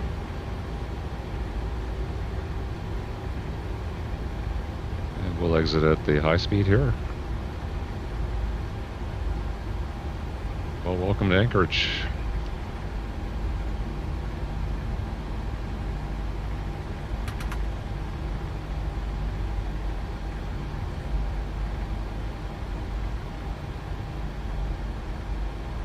Yeah, so there's where all the big cargo planes go.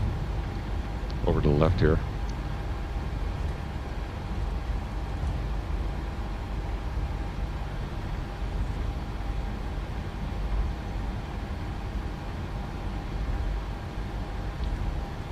Okay, we'll come to a stop. Clear the runway. Just set the parking brake real quick. And I'll just switch over to ground frequency ourselves, 121.9.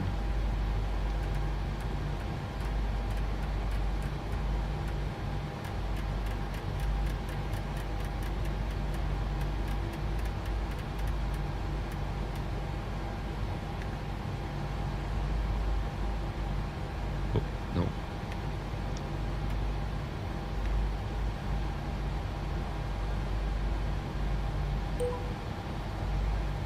Alaska 7015. Request taxi to the cargo ramp. We'll get the flaps up, get the APU going. Alaska 7015. Welcome to Ted Stevens Anchorage. Say parking or advise if need assignment.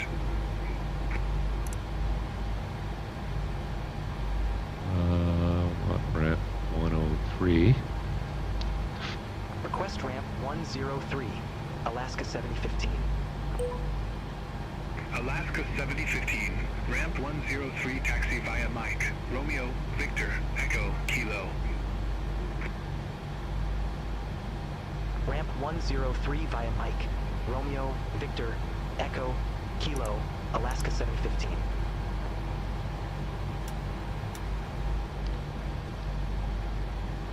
Okay, so he said ramp 113, so Mike. Romeo is down here. Victor, Echo, Kilo. Where's Victor?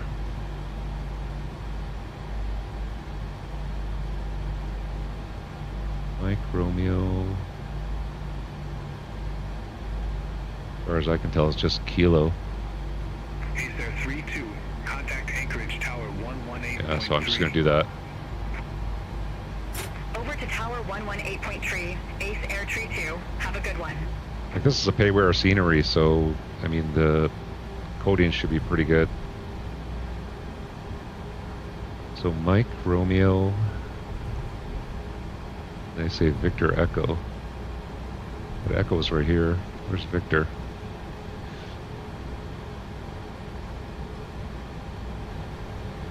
But we'll see if we see it up here.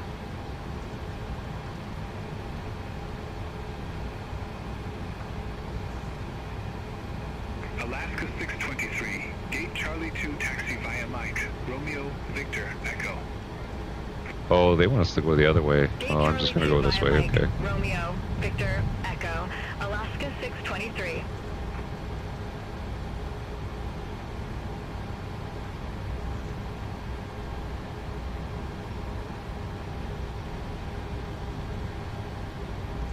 We'll get the APU on the bus. Yeah, Victor's up here, so they want us to go Mike, Romeo, Victor, Echo this way. Anyway, I'm just going to go this way.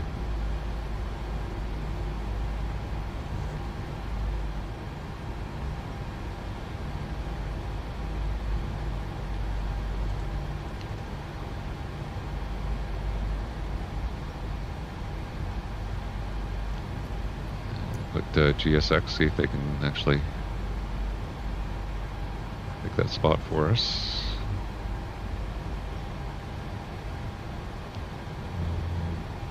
I think it's this one right here.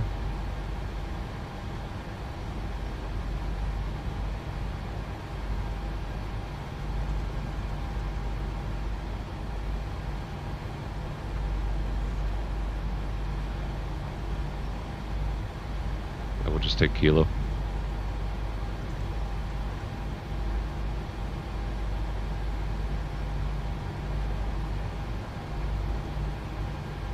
We can shut our engine anti-ice off.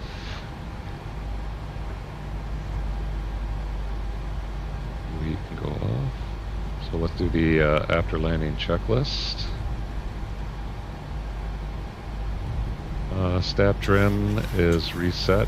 Flaps are up, no light. Speed brake is down. Auto brake is off. Radar transponder, so we'll turn the radar off. Radar transponder. Go to standby. I'll do that when we make the turn here.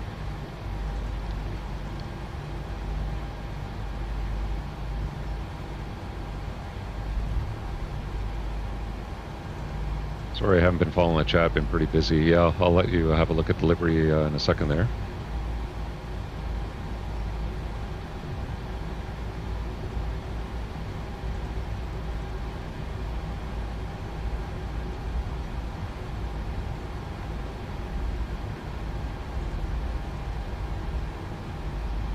Okay, we'll put the transponder into transponder and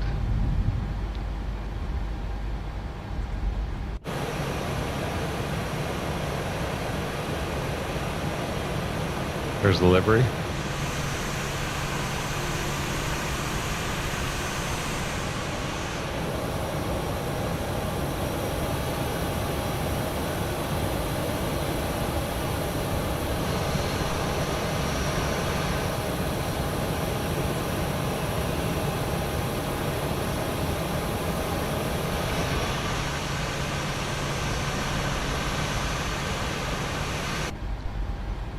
And no, I didn't live in Anchorage. I just been there for work a few times and vacation.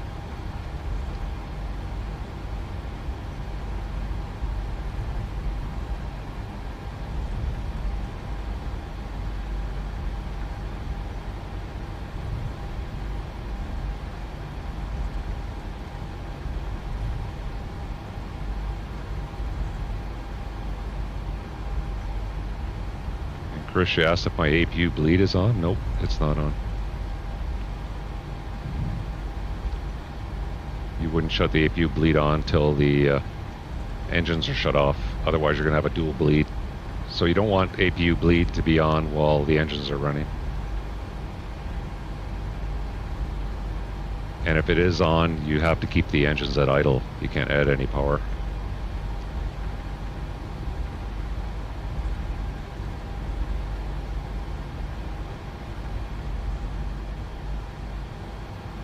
Alaska is just up here, I think. Yeah, go further.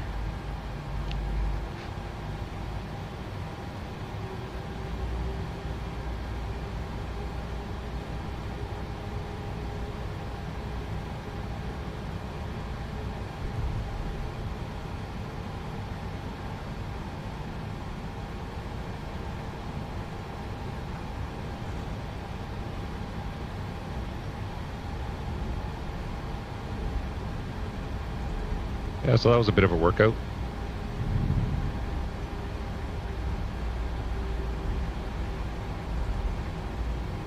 November 4891 Zulu, ramp 43, taxi at pilot's discretion. So I'll just finish the after landing checklist. So radar transponder is radar standby, transponder is alt on, OP is off, start switches are off, APU is started on the buses after landing checklist complete.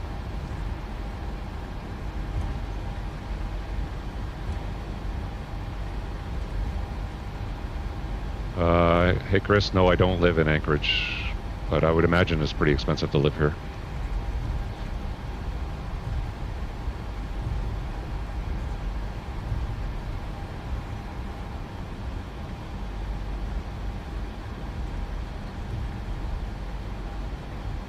So we'll just park in at, I think this one here. We'll just park in here.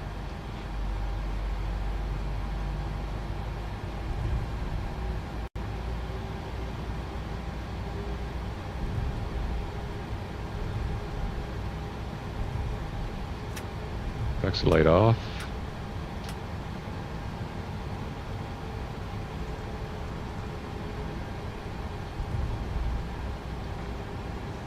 They might have an Alaska cargo plane in here.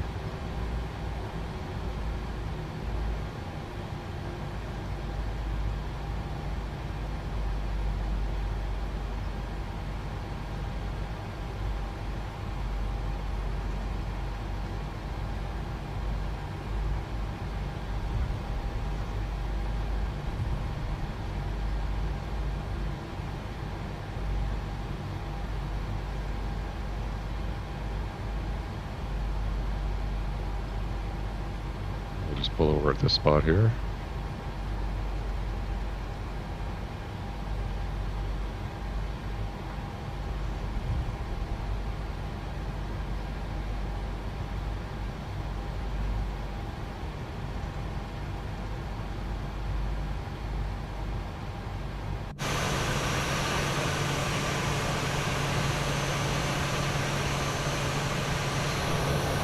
Just get past the line there.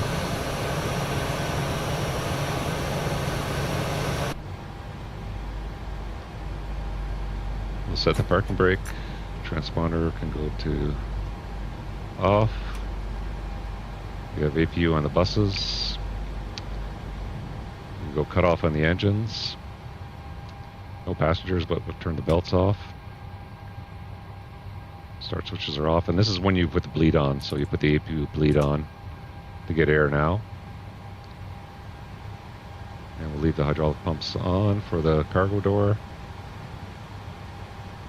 Parking checklist. Parking brake is set. Start levers are cut off. Transponder is standby. Anti-collision light can go off. Anti-ice is off. Window heat, we can shut that off.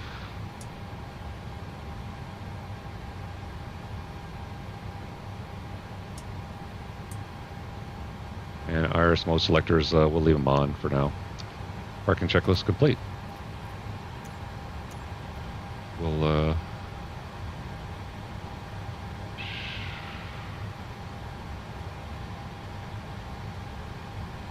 just change it to here.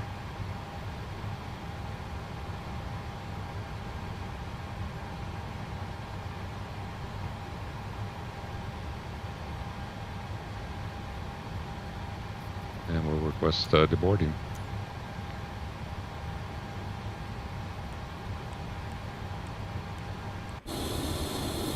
Well, welcome to Anchorage. Well, that was fun. Unfortunately, Beyond ATC didn't quite make it all the way, but it did a pretty good job overall, I thought. For the most part, it was able to get things done appropriately. I don't know why it doesn't like to connect the stairs on this airplane, but it's a GXX thing. It has the stairs right there, so it should connect them. Anyway, it was a fun little flight, challenging, doing the go-around and having to come around again for another approach. I don't know why it wouldn't switch us to tower there at the last minute, but other than that, I thought Beyond ATC did a pretty good job.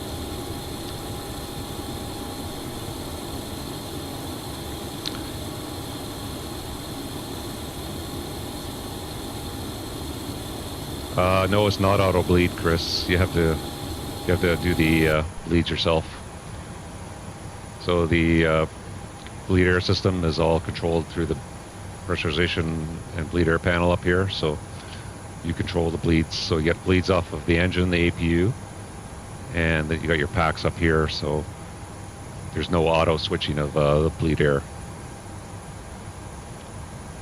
So if I have this bleed air on while the engines are on and the engines are running, then you're going to have bleed air from the APU pushing bleed up into the pack, and then you have bleed air from the engine. And if you apply thrust to that engine, you could overpressurize the pack with bleed air. So you're not allowed to operate the bleed air with the thrust above idle APU bleed air. So the engine has to be off, or the thrust has to stay at idle. There's no auto switching. Anyway, thanks for joining me on today's flight. Have a look for next week. I'm going to turn off Beyond ATC here. Yeah, have a look for the stream next Saturday. I'm going to do a stream with a cross the pond stream. Go look at my survey and vote on an aircraft to fly. Right now it's between the 777 and the A330. So that should be a lot of fun. And yeah, it's should be a good stream next week. Should be really busy. Lots of stuff going on in VATSIM. Flight should be about 6.5 hours, so probably going to be about an hour and a half to get out of out of New York City, though. But anyway, we'll see how it goes. Anyway, thanks for joining me. Hope you enjoyed the live stream today. If you did, take time, hit that like or thumbs up, and we'll see you next time on the channel. Thanks. Bandit out.